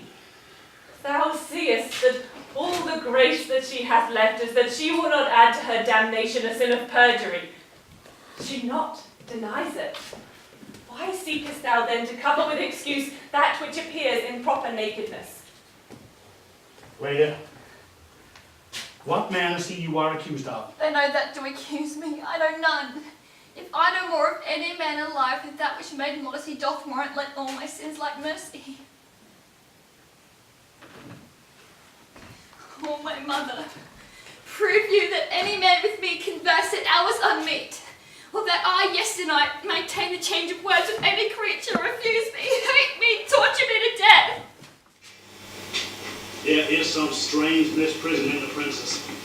Two of them have the very bent of honour, and if their wisdom has been misled in this, the practice of it lies in Jane the bastard, whose spirits toil in fame and abilities. I know not. If If they speak but truth of her, these hands shall tear her. If they wrong her honour, the proudest of them shall well hear of it. Time hath not yet so dried this blood of mine, nor age so eat up my invention, nor fortune made such havoc of my means, nor my bad life reft me so much of friends. But they shall find, awaked in such a kind, both strength of limb and policy of mind, ability and means, and choice of friends, to quit me of them thoroughly. Now pause a while, and let my counsel sway you in this case. Your daughter here, the princess left for dead. Will let her a while be secretly kept in, and publish it that she is dead. Indeed, maintain a mournful ostentation. On her family's own monument, hang mournful epitaphs, and perform all rites that appertain unto a burial. What will become of this? What will this do? Marry, this, while carried, shall on her behalf change slander to remorse. That is some good, but not for that dream I on this strange cause. But in this travail, look for greater birth. She dying, as so must be maintained upon the instant that she was accused, she shall be lamented, pitied, and excused of every hero. For it so falls out that what we have, we prize not to the worth, whiles we enjoy it. But being lacked and lost, why, then we rack the value. Then we find the virtue that possession would not show us was it was ours, and so will it bear with Claudio. When he shall hear that she died upon his word, the idea of her life shall sweetly creep into his study of imagination, and every lovely organ of her life shall come apparelled in more precious habit, more moving, delicate, and full of life into the art and prospect of his soul than whence she lived indeed, and then shall he mourn, if ever love had interest in his liver, and wish he had not so accused her. No, though he thought his accusation true. Now let this be so, and doubt not, but success will fashion the event in better shape than I can lay it down in likelihood. And if all ain't but this be levelled false, the supposition of the lady's death will quench the wonder of her infamy. And, if it sought not well, you may conceal her as best befits a wounded reputation, in some reclusive and religious life, out of all eyes, minds, tongues, and injuries. Lady Leonato, let the friar advise you, and though you know my inwardness and love is unto the Prince and Claudio, yet by mine honour I will deal in this as secretly and justly as your soul should with your body. Being that I flow in grief, the smallest twine may lead me. 'Tis well consented. Presently, away! For two strange souls, strangely restrained the cure. Come, lady, die to live. This wedding day is perhaps but prolonged. Have patience and endure.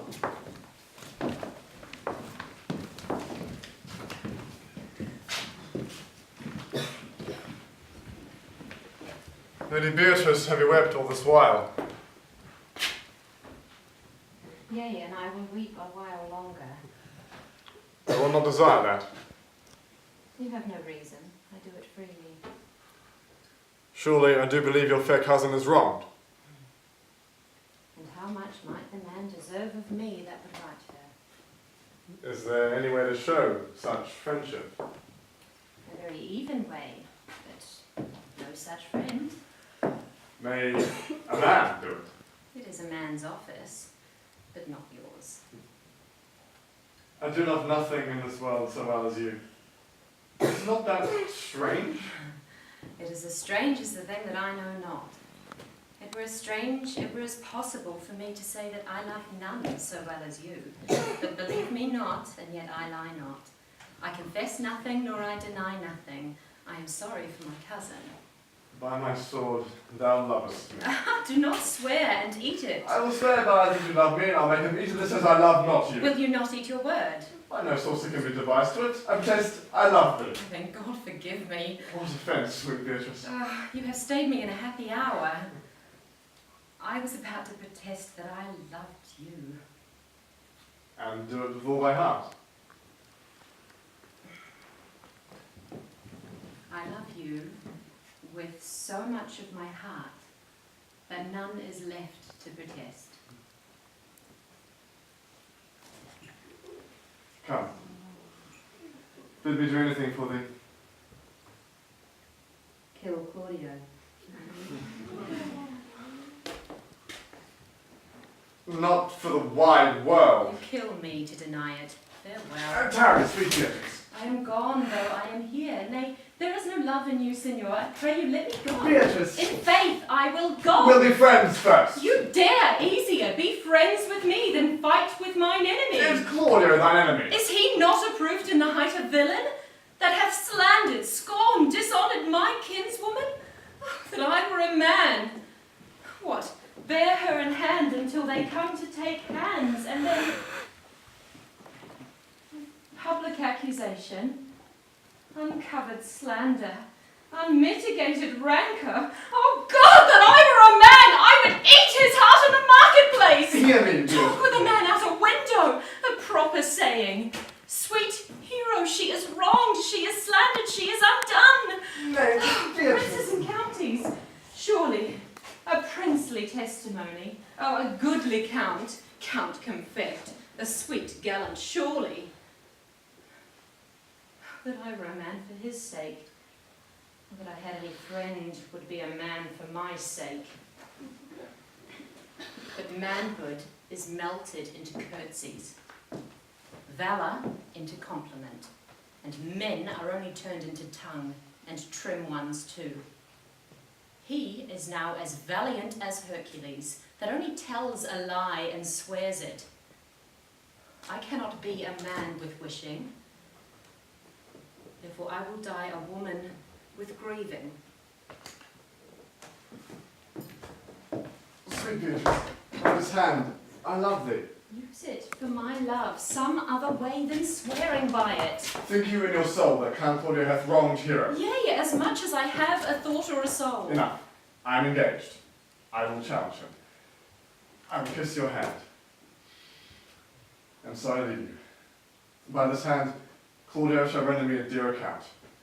So you hear of me, so think of me. Go, comfort your cousin. I must say she is dead. And so, farewell.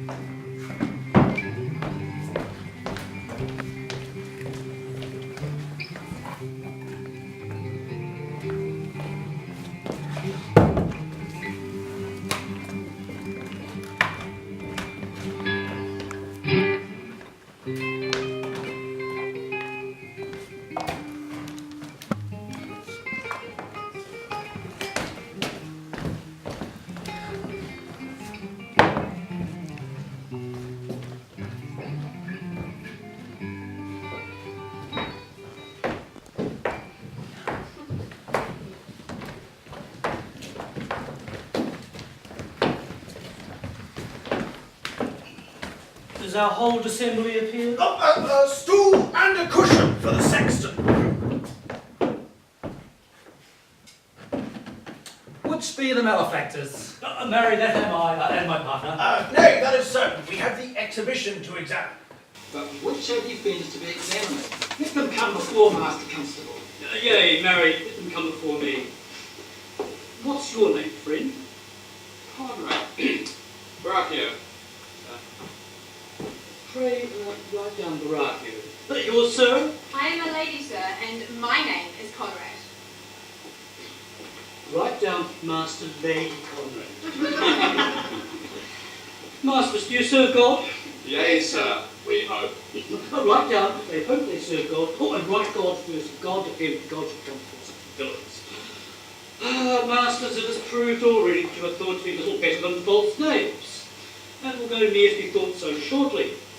How answer for yourselves? Marry, sir. We say we are none. Oh, a marvellous witty fellow, I assure you. I will go around with it. You, Sarah, come hither, a word in your ear. I say to you, it is thought you are false knaves. Sir, I say to you, we are none. Well, stand aside before God. They're both in a tale. Have you written down by our mind?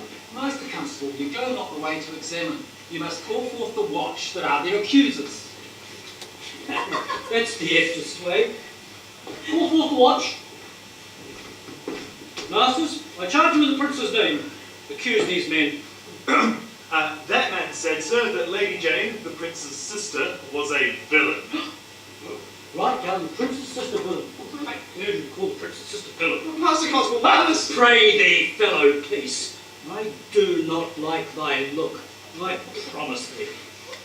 What heard you him say else? Marry, that paid 1,000 ducats of Lady Jane's to accuse the lady hero wrongfully. Oh, like burglary as ever was committed. Aye, by mass that it is! What else, fellow? And that Count Claudio did mean, upon his words, to shame Hero before the whole assembly, and not marry her.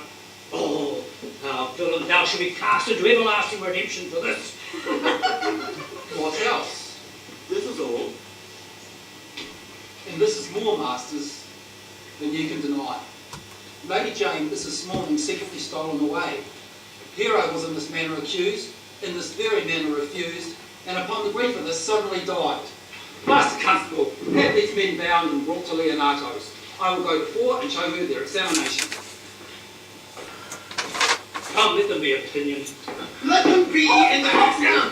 God's my life, where's the sex? Let him write down Prince's officer Foxcomb. Come by them down, naughty bowels. Oh, wait, you are an ass. You are an ass.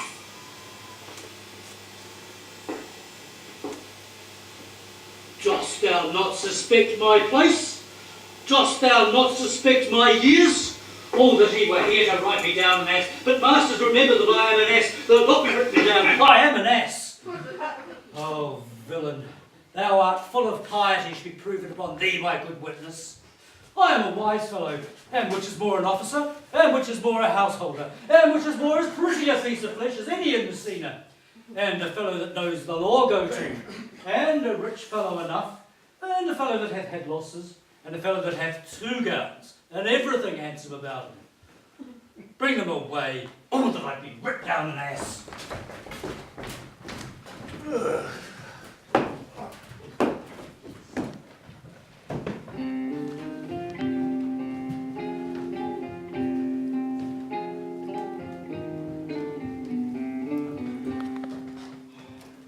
Go on thus, you will kill yourself. And 'tis not wisdom thus to second grief against yourself. I pray thee cease thy counsel, which falls into mine ears as profitless as water in a sieve. Give not me counsel, nor let no comforter delight mine ear, but such a one whose wrongs do suit with mine. Bring me a father, who so loved his child, whose joy of her is overwhelmed like mine, and bid him speak of patience.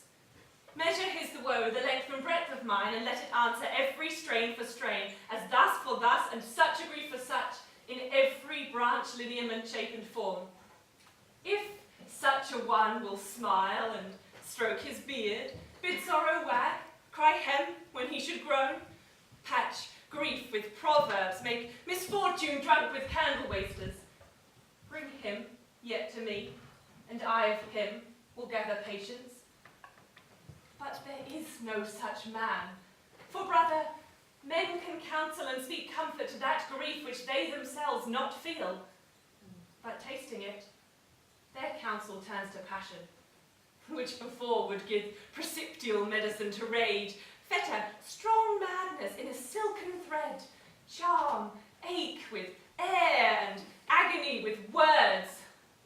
No, 'tis all men's office to speak patience to those that wring under the load of sorrow, but no man's virtue nor sufficiency to be so moral when he shall endure the like himself. Therefore give me no counsel. My griefs cry louder than advertisement. Therein do men and women from children nothing differ. I pray thee peace. I will be flesh and blood, for there was never yet philosopher that could endure the toothache patiently, however they have writ the style of gods and made a push at chance and sufferance. Yet bend not all the harm upon yourself. Make those that do offend you suffer too. There thou speakest reason. Nay, I will do so. My soul doth tell me Hero is belied, and that shall Claudio know. So shall the prince, and all of them that thus dishonour her. Here comes the Prince and Claudio hastily. Good day. Good day. Good day to both of you. Hear you, my lords? Yes, in haste, Leonato. Some haste, my lord. Well, fare thee well, my lord. Are you so hasty now? Nay. All is one. Nay, do not quarrel with us, good lady. If she could right herself with quarrelling, some of us would lie low. Who wrongs her? Marry, thou dost wrong me, thou dissembler thou. Nay, never lay thy hand upon thy sword, I fear thee not. Mary, beshrew my hand if to give your age such cause of fear. In truth, my hand meant nothing to my sword. Tush, tush, man, never fleer and jest at me. I speak not like a dotard nor a fool, as under privilege of age to brag what I have done being young, or what would do were I not old. No, Claudio, to thy head. Thou hast so wronged mine innocent child and me that I am forced to lay my reverence by, and with grey hairs and ruse of many days do challenge thee to trial of a man. I say thou hast belied mine innocent child. Thy slander hath gone through and through her heart, and she lies buried in a tomb where never scandal slept save this of hers, framed by thy villainy. Mine villainy? Thine, Claudio, thine, I say. You say not right, lady.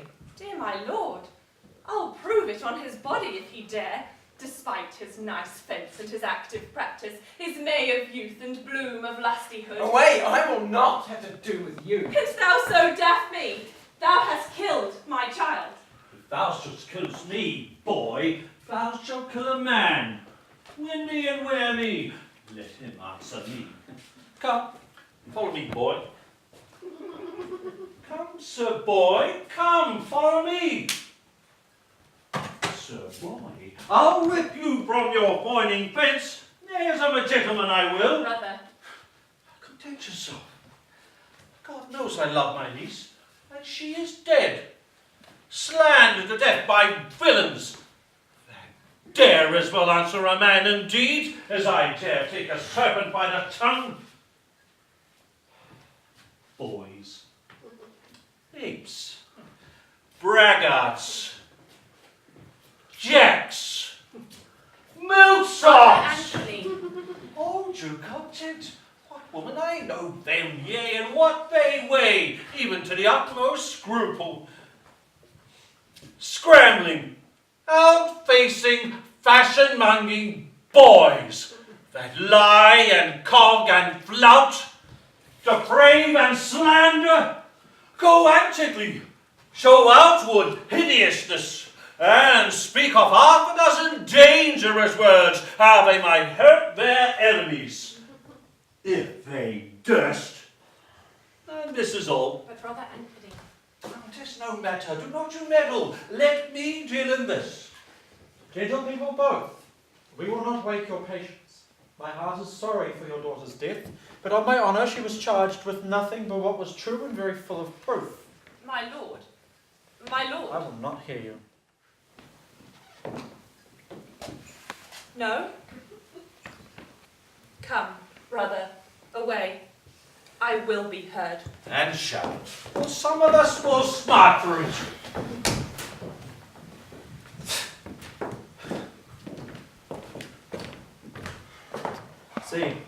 See, here comes the man you went to seek. Now, good signor, what news? Good day, my lord. Welcome, signor. You're almost come to part, almost a fray. We had like to have had our two noses snapped off by an old man without teeth. Leonato and her brother. What thinkest thou? Had we fought, I doubt we should have been too young for them. In a false quarrel there's no true valour. I came to seek you both. We have been up and down to seek thee, for we are high-proof melancholy and would fain have it beaten away. Come, wilt thou use thy wit? This is a masquerade. Shall I draw it? Dost thou wear thy wit by thy side? Never any did so, though very many have been beside their wit. Come, I will bid thee draw, as we do the minstrels, draw it to pleasure us. As I am an honest man, he looks pale. Art thou sick or angry? Come, courage, man. What though care killed a cat? Thou hast enough metal in thee to kill care. Sir, I shall meet your wit in the career, and you charges against me. I pray you choose another subject. Nay, then give him another staff. This last was broke across. By this light he changes more and more. I think he be angry indeed. If he be, he knows how to turn his girdle. Shall I speak a word to your ear? God bless me from a challenge. You are a villain. I jest not. I'll make it good how you dare, with what you dare, and when you dare. Do me right, or I will protest your cowardice. You have killed a sweet lady, and her death shall fall heavy on you. Let me hear from you. I will meet you, so that I may have good cheer. What? A feast? A feast? My faith, I thank him. He hath bid me to a calf's head and a capon, for the which, if I do not carve most curiously, say my knives naught. Shall I not expect a woodcock too? Sir, your wit ambles well. It goes easily. I'll tell thee how Beatrice praised thy wit the other day. I said, thou hadst a fine wit. True, said she. A fine little one. No, said I. A great wit. Right, says she. A great gross one. Nay, said I, a good wit. Just, said she. It hurts nobody. Nay, said I. The gentleman is wise. Certain, said she. A wise gentleman. Nay, said I. He hath the tongues. That I believe, said she. For he swore a thing to me on Monday night, which he forswore on Tuesday morning. There's a double tongue, there's two tongues. Thus did she, an hour together, transshape thy particular virtues. Yet at last she concluded with a sigh, thou wast the properest man in Italy. For the which she wept heartily and said she cared not. Yea, that she did. But yet, for all that, and if she did not hate him dearly, she would love him dearly. The old lady's daughter told us all. All, and moreover, God saw him when he was hid in the garden. But when shall we set the Soach bull's horns on the sensible Benedick's head? Yea, and the text underneath. Here dwells Benedick, the married man. Fare you well, boy. You know my mind. I will leave you now to your gossip-like humour. You break jests as braggarts do their blades, which, God be thanked, hurt not. My lord, for your many courtesies, I thank you. I must discontinue your company. Your sister, the bastard, is fled from Messina. You have among you killed a sweet and innocent lady. For my lord, Blackbeard, there, he and I shall meet. Till then, peace be with him. Here's an earnest. Most profound earnest, and I'll warrant you, for the love of Beatrice. And hath challenged me. Most sincerely. What a pretty thing man is when he goes in his doublet and hose and leaves off his wit. He is but then a giant to an ape. But then, an ape a doctor to such a man. But soft you. Let me be. Pluck up my heart and be sad. Did he not say my sister was fled? Come you, sir, if justice cannot tame you, she shall ne'er weigh more reasons in her balance than you being a cursing hypocrite once, you must be looked to. How now? Two of my sister's men bound. Baracchio one. Hearken after their offence, my lord. Officers, what offence have these men done? Marry, sir, they have committed false report. Moreover, they have verified unjust things. Secondarily, they are slanders. Sixth and lastly, they have belied a lady. And thirdly, they have spoken untruths. And to conclude, they are lying knaves. First, I ask thee what they have done. Thirdly, I ask thee what's their offence.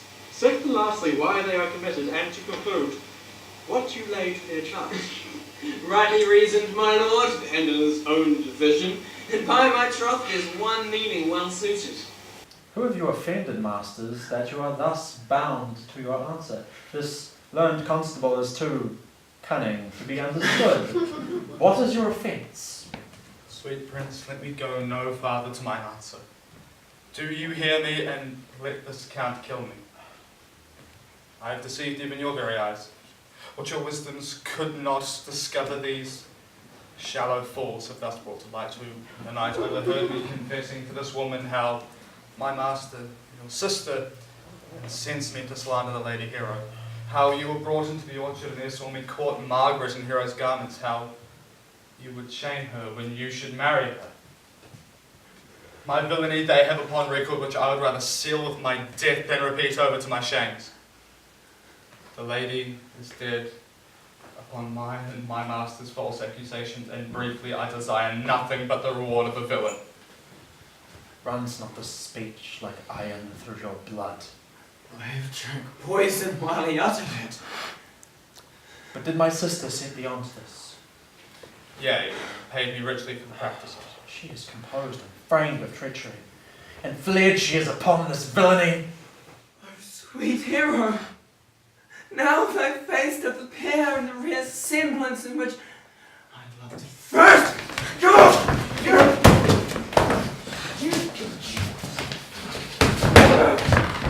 Come, bring away the plate. By now the sexton hath informed Lady Leonato of the matter. And masters, remember to specify the time and place you'll serve, that I am an ass. Here comes Lady Leonato and the sexton too. Which is the villain? Let me see his eyes, that when I note another man like him, I may avoid him. Which of these is he? If you would know your wrong, it will become me. Art thou the slave that with thy breath has killed mine innocent child? Yea, even I alone. No, not so, villain.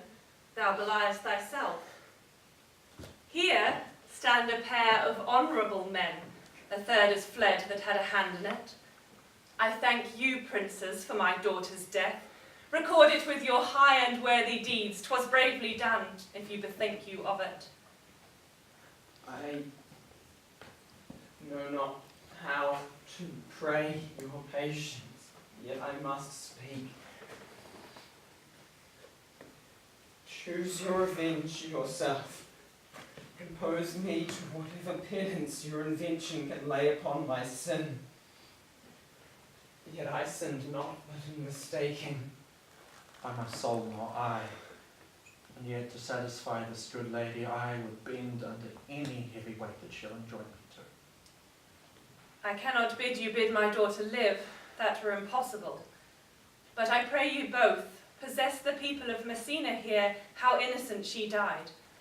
And if your love can labour aught in sad invention, hang her an epitaph upon her tomb and sing it to her bones. Sing it tonight.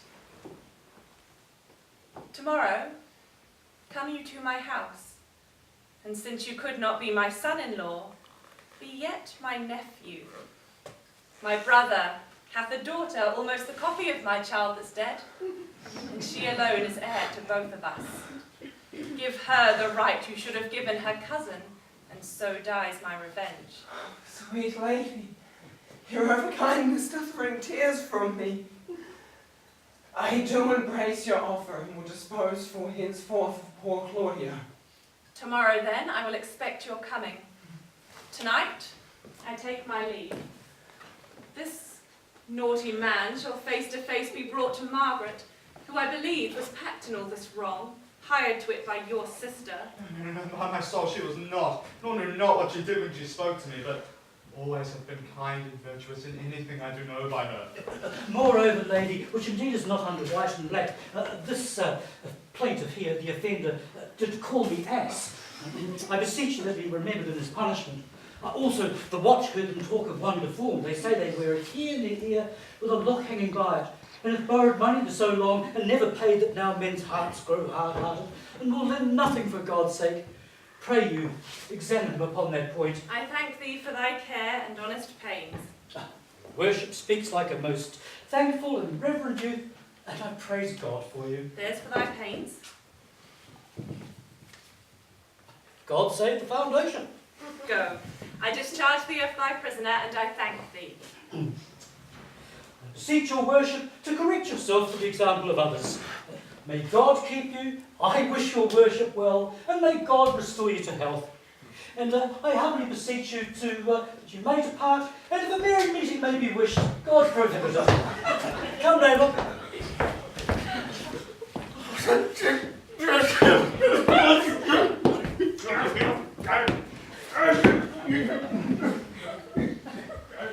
And until tomorrow morning, lords, farewell. You will not fail. Farewell, my lords. We look for you tomorrow. Tonight, I'll mourn with Hera. Bring you these fellows on. We'll talk with Margaret, how her acquaintance grew with this lewd fellow.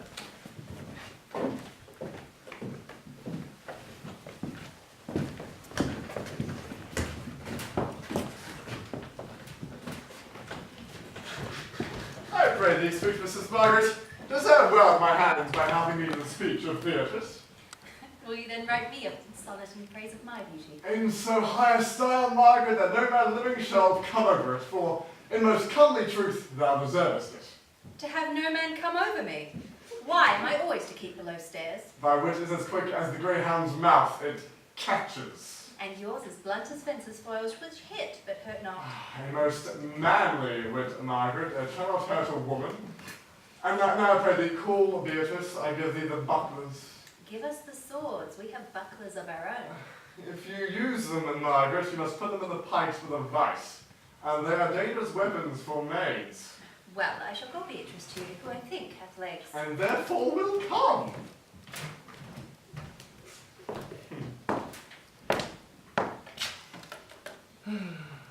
The God of love that sits above and knows me,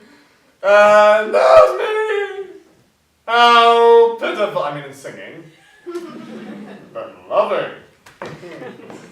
Leander the good swimmer, Troilus the first employer of panders, and a whole book full of those quondam carpet mongers, whose names yet run smoothly in the even road of a blank verse. Why, they were never so truly turned over and over as my poor self in love.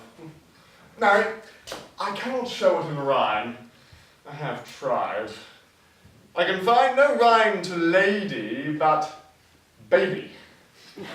An innocent rhyme. For scorn, horn. A hard rhyme. For school, fool. A babbling rhyme. Very ominous endings. No, I was not born under a rhyming planet, nor I cannot ruin festival terms. Sweet Beatrice, wouldst thou come when I called thee? Yea, Signor, and depart when you bid me. I'll stay but till then. Then is spoken. Fare you well now, and yet, ere I go, let me go with that I came, which is with knowing what hath passed between you and Claudio. Only foul words, and thereupon I will kiss thee. Foul words are but foul wind, and foul wind is but foul breath, and foul breath is noisome. Therefore I will depart unkissed. Thou hast frightened the word out of his right sense, so forcible is thy wit. But I must tell thee plainly, Claudio undergoes my challenge, and either I must shortly hear from him, or I will subscribe to a coward. And I pray thee now, tell me, for which of my bad parts didst thou first fall in love with me?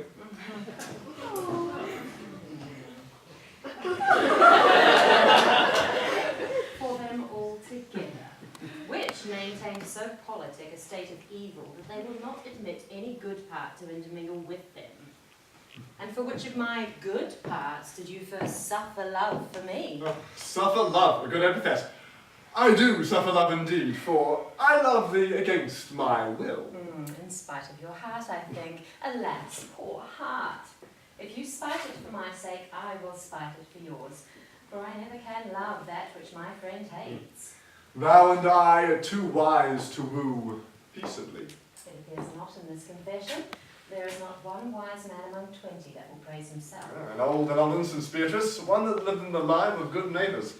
If a man do not erect in this age his own tomb ere he dies, he shall live no longer in a monument than the bell rings and the widow weeps. And how long is that, think you? Question, why, an hour in clamour and a quarter in wrong. Therefore, is it most expedient for the wise, if Don Worm his conscience, find no impediment to the contrary to be the trumpet of his own virtues, as I am to myself? So much for praising myself, who I myself can bear witness is praiseworthy. And now tell me, how doth your cousin? Very ill. And how do you? Oh, very ill too. Serve God, love me, and men. And now leave you two for Hamilton in haste. Madam, you must come to your aunt's. You're in this old court at home. It is proved my lady hero is falsely accused. The Prince and Claudio mightily abused, and Lady Jane, who's author of all, is fed and gone. Will you come presently, or will you come here this new, Signor? I will live in thy heart, die in thy lap, and be buried in thine eyes. Oh, moreover, I'll go through thy house.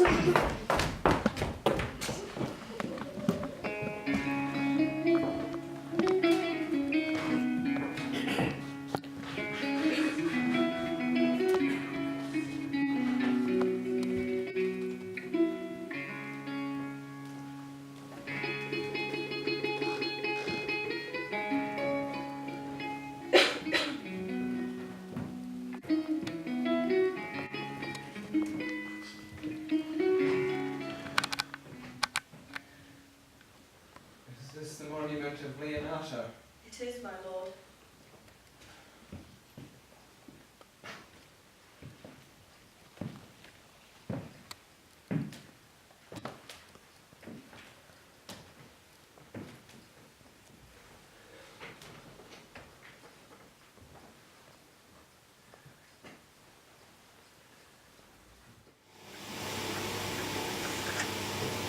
Done to death by slanderous tongue, as the hero that here lies.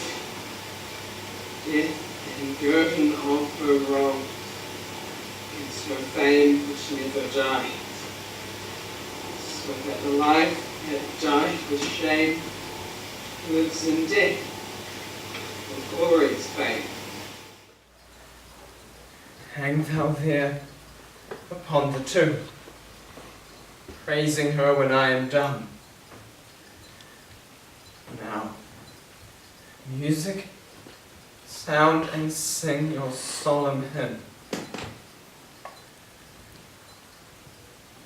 Ardent goddess of the night, those that slew thy virgin night, for the which with songs of woe round about her tomb they go. Midnight, assist our moan, help us to sigh and groan. Heavily, heavily, grace, yawn, and yield your death, till death be at bed. Heavily, heavily, and now unto thy bones good night. Yearly will I do this right. Good morrow, masters. Put your torches out. The wolves have preyed, and look, the gentle day, before the wheels of Phoebus round about, dapples the drowsy east with spots of grey. Thanks to you all, and leave us. Fare you well. Good morrow, masters. Each his several way. Come, let us hence, and put on other wings, and into Leonato's we will go. And Hymen now with luckier issues speed, and this for whom we rendered up this woe.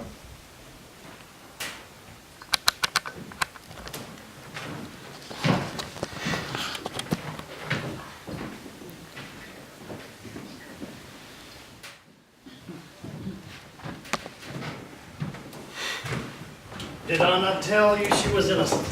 So are the Prince and Claudio, who accused her upon the error that you heard debated. But Margaret was in some fault for this, although against her will, as it appears in the true course of all the questions. Well, I am glad that all things sort so well. And so am I, else being by faith and force to call young Claudio to reckoning for it. Well, daughter, and you gentlewomen all, withdraw into a chamber by yourselves, and when I call for you, come hither masked. The Prince and Claudio promised by this hour to visit me. You know your office, brother. You must be father to your sister's daughter and give her to young Claudio. Which I will do with confirmed countenance. Friar, I must entreat your pains, I think. To do what, sir? To bind me, or undo me, one of them. Lady Leonato, truth it is, good lady, your niece regards me with an eye of favour. That I my daughter lent her, 'tis most true. And I do with an eye of love requite her. The sight whereof I think you got from me, from the Prince and Claudio. But what's your will? Your answer, madam, is enigmatical. But for my will is your will. They stand with ours this day to be conjoined in the state of honourable marriage, in which, good friar, I shall desire your help. My heart is with your liking. And my help. Well, here come the Prince and Claudio. Good morrow to the Sphere Assembly. Good morrow, Lord. Good morrow, Claudio. We here attend you. Are you yet determined today to marry with my brother's daughter? I'll hold my mind. Call her forth, brother. Here's the friar ready. Good morrow, Benedick. Good morrow, Benedick. Why, what's the matter? That you have such a febrile face, so full of frost, of storm and cloudiness. I think he thinks upon the savage bull. Tush, fear not, good man. We will tip thy horns with gold, and all of Europa shall rejoice at thee, as Europa once did at lusty Jove when he would play the noble beast in love. Bull Jove, sir, had an amiable low, and some such strange bull leapt your father's cow, and got a calf in that same noble feat, much like to you, for you have just his bleat. For this, I owe you. Here comes other reckonings. Which is the lady I must seize upon? Same is she, and I do give you her. Then she is mine. Sweet, let me see your face. No, that you shall not, till you take her hand before this friar and swear to marry her. Then give me your hand. Before this holy friar, I am your husband, if you like of me. And when I lived, I was your other wife. And when you loved, you were my other husband. Another hero! And nothing certain. When a hero died defiled, but I do live. And surely as I live, I am a maid. The former hero that is dead. She died, my lord, but whilst her slander lived. All this amazement I can qualify. And after that the holy rites are in, I shall tell you largely of the death of fair hero. Meantime, let one to sing familiar and to the chapel. Let us presently. Soft and fair friar, which is Beatrice? I answer to that name. What is your will? Do not you love me? No more than reason. Why then your aunt, the Prince and Claudio, have been deceived. They swore you did. Do not you love me? Trust no more than reason. Why then, my cousin, Margaret and Ursula are much deceived, for they did swear you did. They swore you were almost sick for me. They swore you were well nigh dead for me. 'Tis not such matter, then you do not love me. No, truly, but in friendly recompense. Come, cousin, I am sure you love the gentleman. And I'll be sworn upon that he loves her, for here is a letter No, written no, in his own no, hand, no, sculpted no, sonnet of his own pure brain, fashioned to Beatrice. And here's another, written my cousin's hand, stolen from her pocket, containing her affection to Benedick.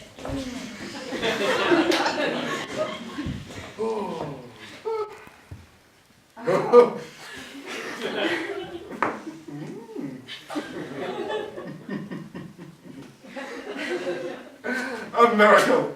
Our hands against our hearts. Come, I'll have thee. The bundle's right. I'll take thee for pity. Well, I would not deny you, but Upon this day I yield upon great persuasion. And partly to save your life, for I was told you were in a consumption. Peace, I will stop your mouth.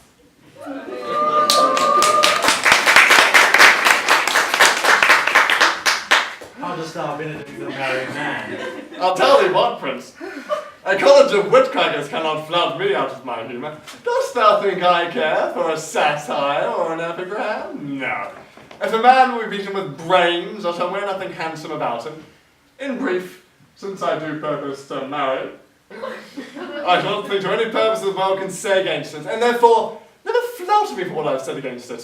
For man is a giddy thing, and this is my conclusion. For thy part, Claudio, I did think to have beaten thee, but that thou art like to my kinsman, live unbruised, and love my cousin. I had half hoped thou wouldst have denied Beatrice, so I may have conjured thee out of thy single life to make thee a double dealer, which, out of mine, if my cousin do not look exceedingly narrowly to thee, thou wilt be. Come, come, we are friends. Let us have a dance ere we are married, we may lighten our own hearts and our wives' heels. We'll have dancing afterward. First of my word, and therefore play music! Prince, thou art sad. Get thee a wife. Get thee a wife. There's no staff more reverend than one tipped with horn. My lord, Justice Jane is in her flight, and both our means sped to Messina. Think not on her till tomorrow. I'll devise the brave punishments for her. Strike up, pipers!